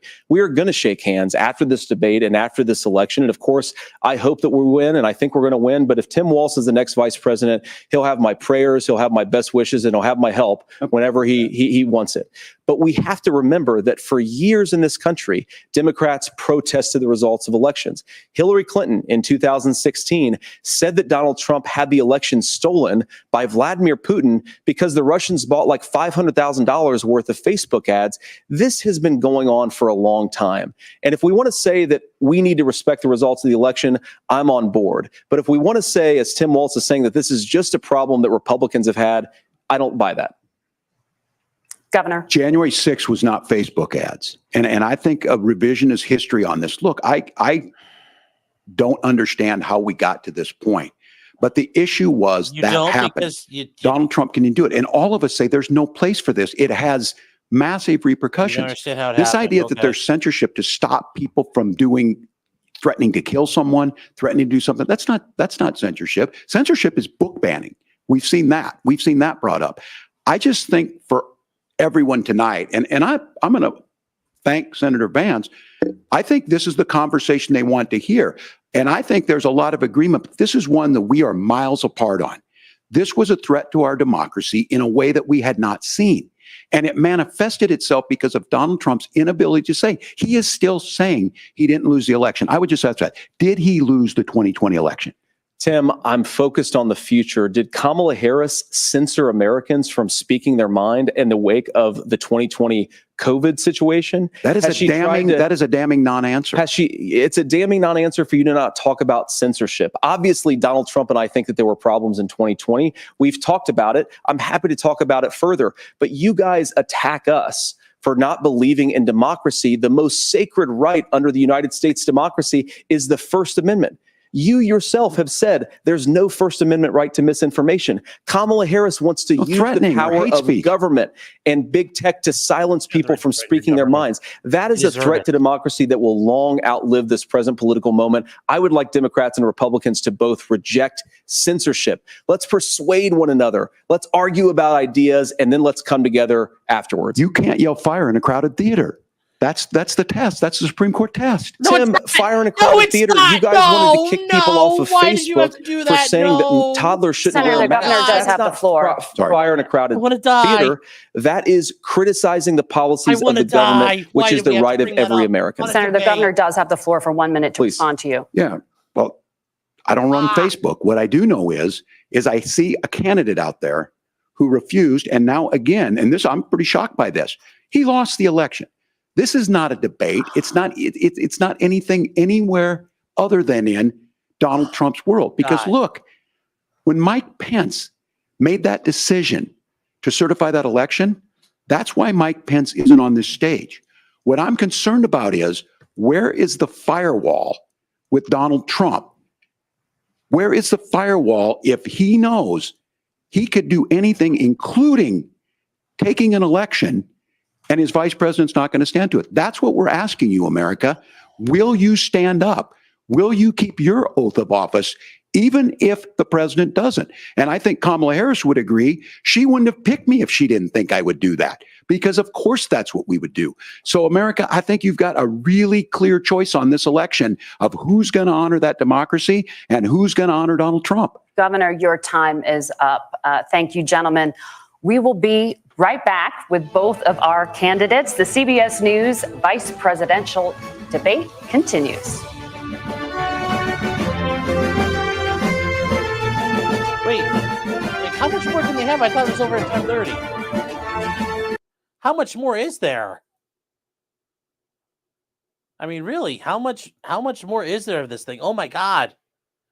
No, at this point, we just need to pass a law where if you misquote improperly Shank v. United States, you get executed. You can't say fire crowd. Immediately, somebody should come up behind you with a pistol to your head and just bop. It should be illegal, regardless of who says it from now on. A police officer immediately come find you and kill you. Oh my God. You can shout, look fat. You can't be fat in a crowded theater. Yes. Oh my God. It was just horrible. It was just horrible, chat. Oh. Yes. Call the sheriff. Yes. Have Sheriff Steins. He comes and finds you. That would be great. Oh.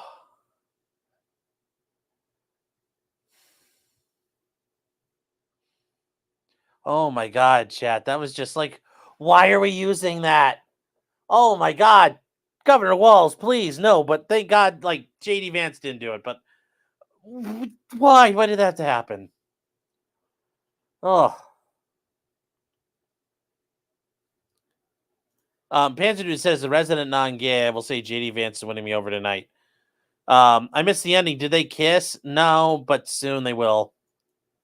See, says Walt's not a lawyer. You know how many lawyers? Do you understand? I need to be like the Joker and be like, do you understand how many lawyers?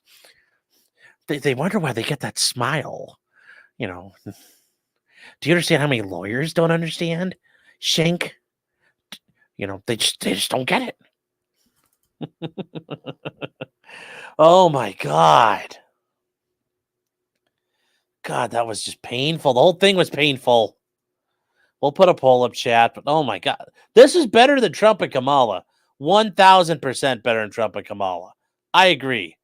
But, oh, like, that's how low our bar is. It's just garbage. That's how low our bar is. It's just garbage. And we're fucked if that has to be our bar. We're fucked if that has to be our bar.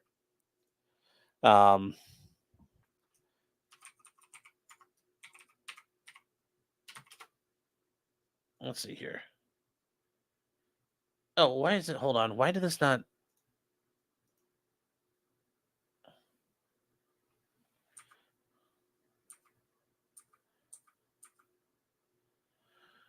All right, we're almost there, chat. We'll put this up in the corner for right now. Yes, anyways, let's talk about snickerdoodles. Yes. Broker Rabbit Survival says the lawyers are right behind politicians in the suck chart. Oh, I agree. Do non-practicing lawyers get the wrong? Yes. We all do. Yes, that was just awful. The whole, gosh, it was better. Overall, it was better, but have you ever had In-N-Out? No, I've never been out that far west to get In-N-Out. Stream Snipe Destiny, he's losing it. Well, what's he losing it on? Is he like, oh my God, it's so good?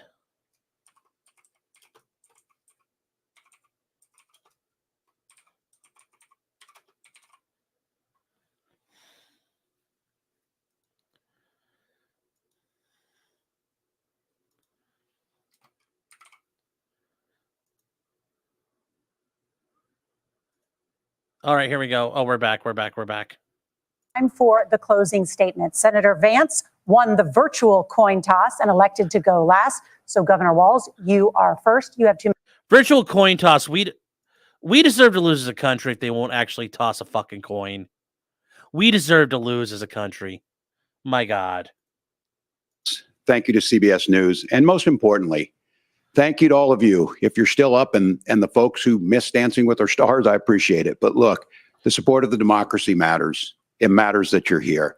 And I'm as surprised as anybody of this coalition that Kamala Harris has built, from Bernie Sanders to Dick Cheney to Taylor Swift, and a whole bunch of folks in between there.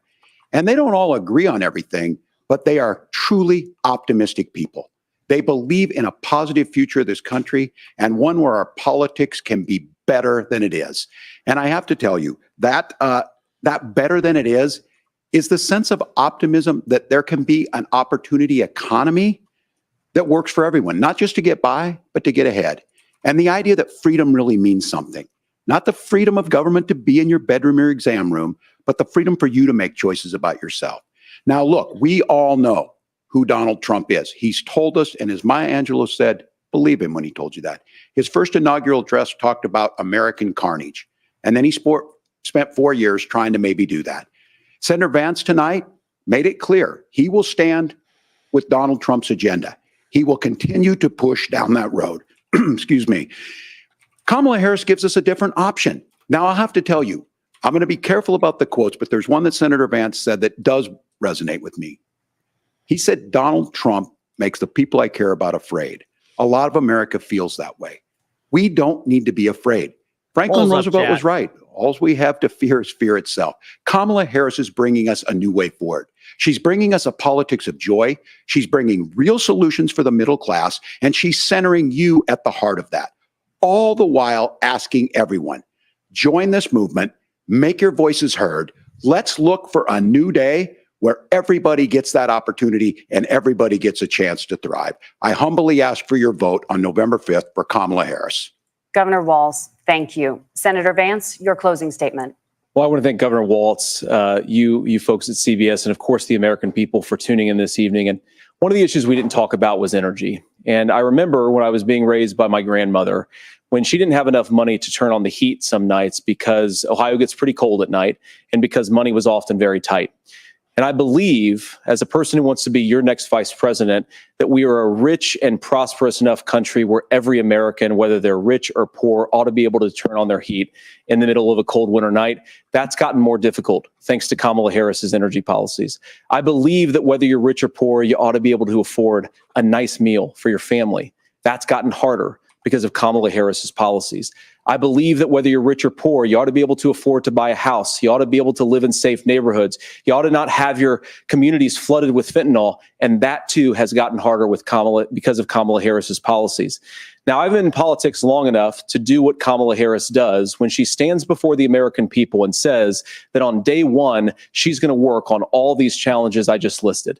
She's been the vice president for 3.5 years. Day one was 1,400 days ago, and her policies have made these problems worse.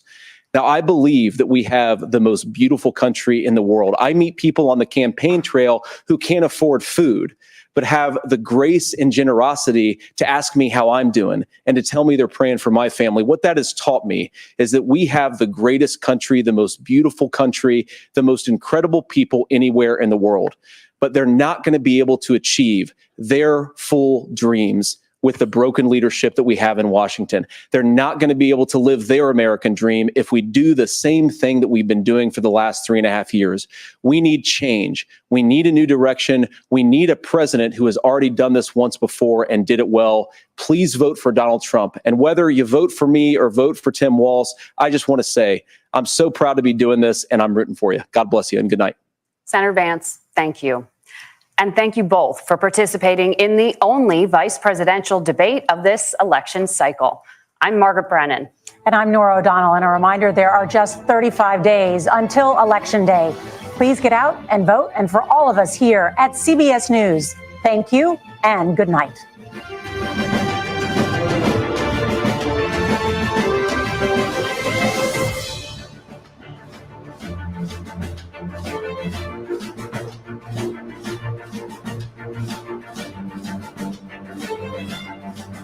The first and only vice presidential debate.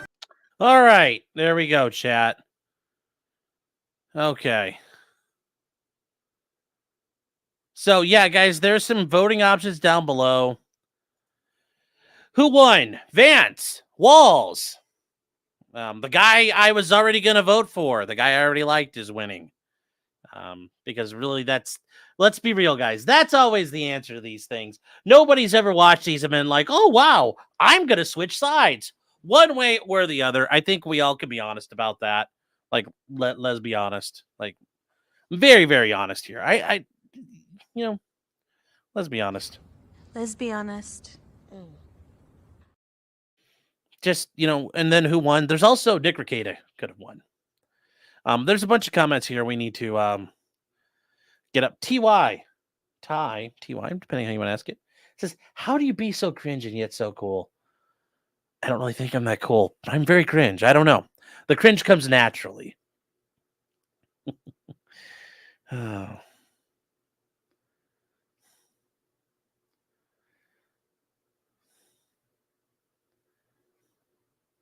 Then we got some questions and other stuff we need to get through here. Analytical T get to 10 memberships. Thank you, Analytical T. Torgo the White says, has been a member 11 months. Vance is winning, but not by much. Lots of misses. Oh, I think there are lots of misses on both these guys. Kind of whiffed on a lot. I don't know. I think Walz came out a little better on this one. I honestly think he did. Ashley Casey's been a member for 14 months. Saying, does Walz give you the creeps? He does me. Yeah, but his like, he was like, he looked like he just hung out with Nick. He got fired up. His eyes were like, now I think that's probably a little bit of how he naturally is, but yeah, it looks like he choked out a bunch of Adderall. Still, though, I think he came out a little better. The only thing I didn't understand, why was he wearing a black suit?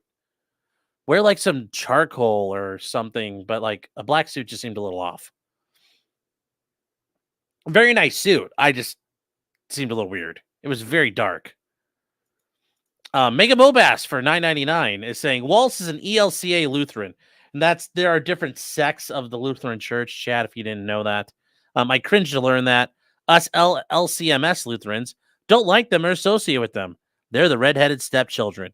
Yes, but the ELCA is a massive presence in Minnesota. The Lutherans are big in Minnesota anyway, but the ELCA is big in Minnesota. Kia Patrick says California has gangs stealing cars and using them as battering rams to break into gun stores.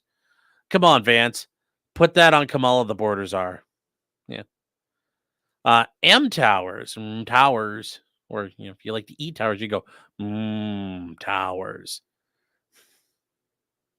It's saying to really stop school shootings, we need to stop feds from exploiting vulnerable youth, young adults online, ban the internet for federal/former agents, and all will be well. Yes. Yes. For every time a shooter is known to the FBI, they lose some money. That'd be a good way too. You Got Felted says, after Trump, we are so screwed if our politicians are like this Vance cuck. Well, I got news for you. You're screwed. Ammo's Currency says, don't make any federal land into housing, just deport legal immigrants too.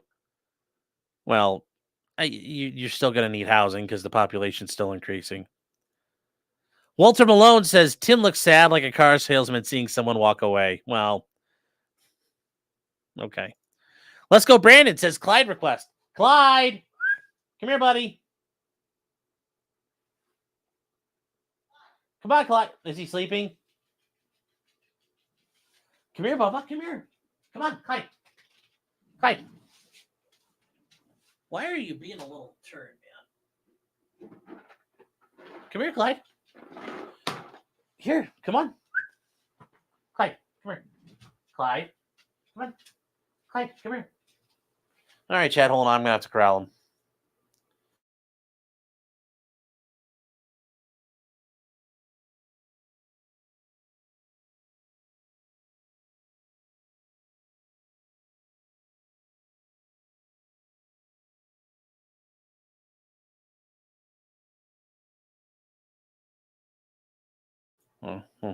You didn't want to get corralled. Come here, buddy. Come on. Clyde, come here. Come on, Clyde. Come on. Come here. Clyde. What are you doing? Come here, bud.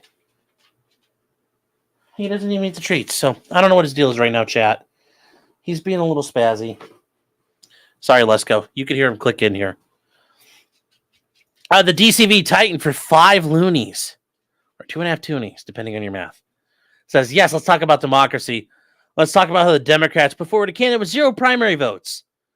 Well, I mean, there's only so much you can do considering you after the primaries happen. So I mean, that's kind of just how that goes. I don't really think that's unfair. I mean, what are they supposed to do? Be like, nope, you're stuck with Biden, running out the clock. It's like, that's not a healthy choice either.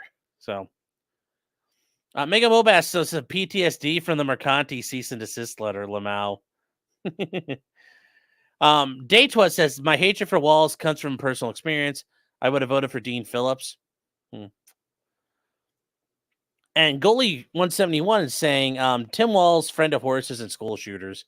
Okay, you know what? I guarantee you, like Eric Harris and Dylan Klebold would be really good at Call of Duty. I'm just saying. Chugi shows us only Walz took notes, looks anxious while doing it. I mean, can you really? Here's the problem, though. You have to take notes quickly. And like I said, I'm not trying to sweep for him, but I don't know how you don't take notes in that situation not quickly. Even Kamala and Trump were like scribbling it out. Johan saying, as a big fellow myself, what is your chair brand? I don't actually know. I have to ask 2.0 because she got it.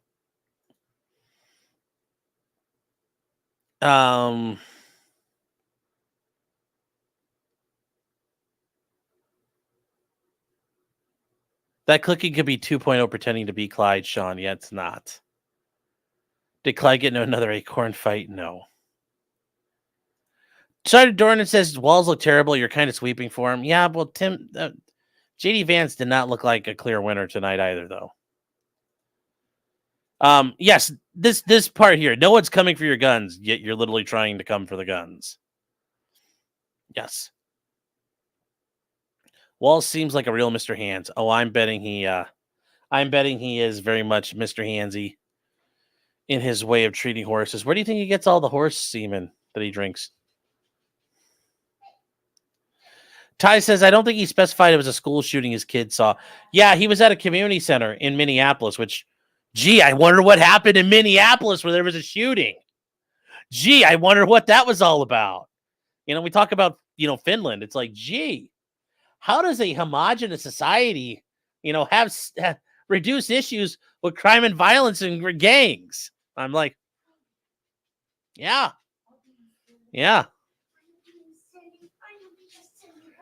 Have you hugged your guns today? No, but I need to. Oh, hold on, chat. We're getting a Clyde delivery.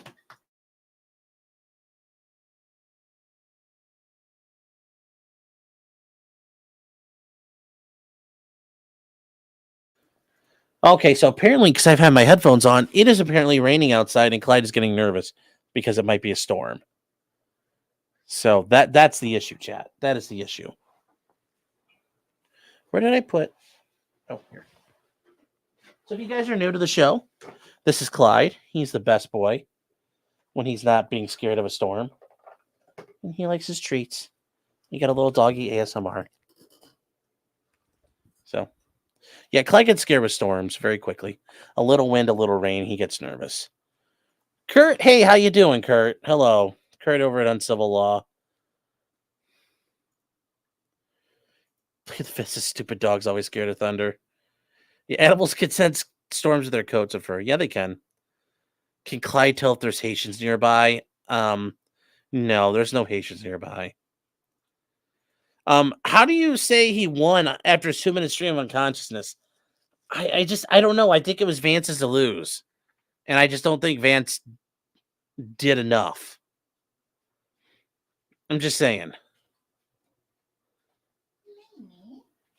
So.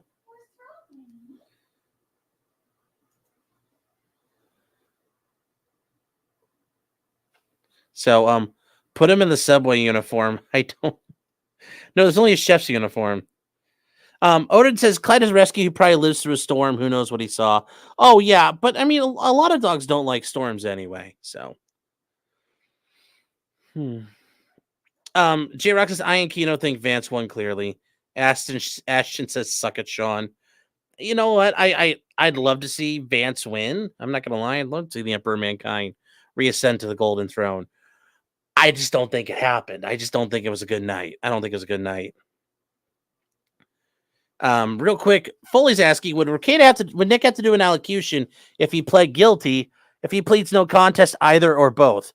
Well, the issue is at some point, yes, he's going to have to do some sort of allocutions. He's not going to be allowed just to not say anything. And here's the thing, even at a guilty plea, that wouldn't happen, but at sentencing, he's definitely going to have to say what happened. So that said, chat, I still want to pass that law where if you invoke, you can't shout fire in a crowded theater, that immediately somebody comes up from behind and just. I think there should be summary execution for that. Eric with the K says, I agree, Walz won this. Here's the thing. I don't think he crushed it, but when you win by 2 points, you still win by 2 points. So it's okay, buddy. It's okay. NPR already did. I looked it up. I think Bella's saying, I think that Twinkle Toes should have got his butt kicked by Vance, and Walz actually didn't fall on his face. It shouldn't have been boring. I think so, but just how it went. Jay says, he let his ass off for that. Yeah, Michael loses. If that's your standard for politicians, buddy, I got something to tell you. Then they all lose. Huh.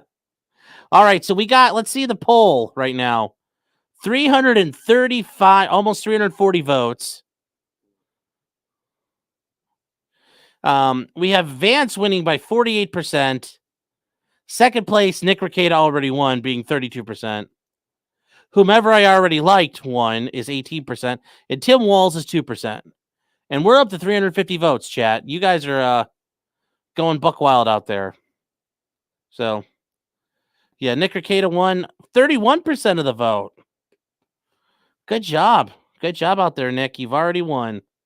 Congrats.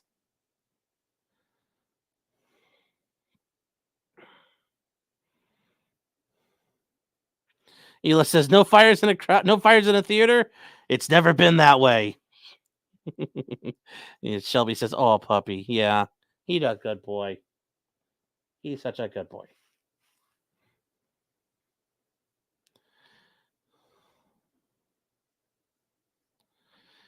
Which of you is the commie?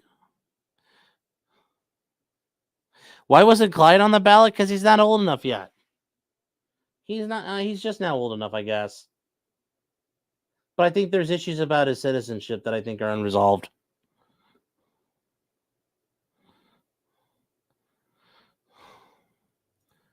The total only is up to 99%. Frank's hearing, yes. Yes, there should be a Frank's hearing, chat. You could write in Clyde. Yes, we could. Put him in the chef hat. No, he is not. I can feel him shaking. He's not happy right now, so I don't want to do that to him and terrorize him anymore. He's having a rough night, chat. SB says, why does Clyde sleep all day? I don't... Because he's a dog. Is Clyde an immigrant? I don't know. I can't confirm it. I can't confirm it. So... All right, guys. Yeah, we're all caught up here. Like I said, guys, tonight, you already knew who you're voting for. I don't think this changes anybody's votes. So, we'll find out. Oh, you guys are saying Destiny was freaking out. Let's go check him out real quick. D-E-S. Destiny. Let's see if we can bring him up. Let's see if he's freaking out. Oh, no, he's just now all over Trump doing his index card. So, yeah, nothing new to say. Nothing new to say.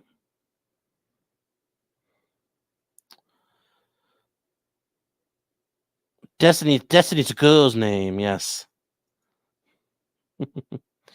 JD had a chance to lose me and he didn't. Oh, well, there you go. The Omniweb, whoa. Yes. Yeah, we're not going to... Well, if he was screaming and crying, I would have... that would have been hilarious, but he's not.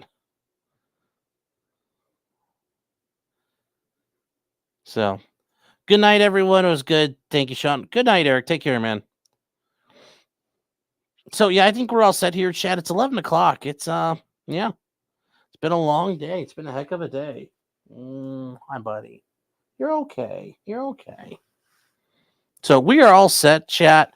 Tomorrow night, we are probably going to do a members-only stream. You guys are here, and you are a member. We do members-only stuff here for the YouTube members. It's always a fun time.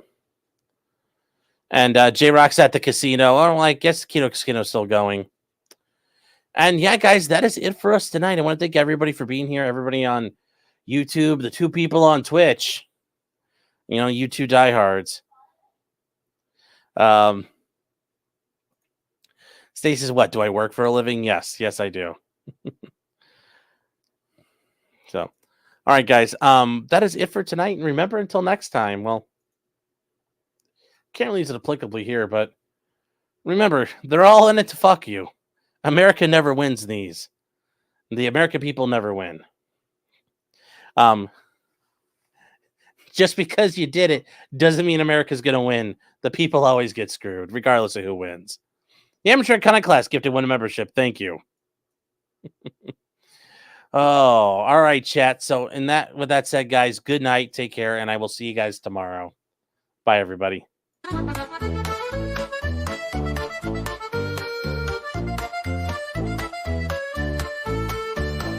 Weapons, blacksmithing, and models of planes, esoteric works, and even some trains. Much merriment had while drinking White Claws, tips on hunting, and even talking the law.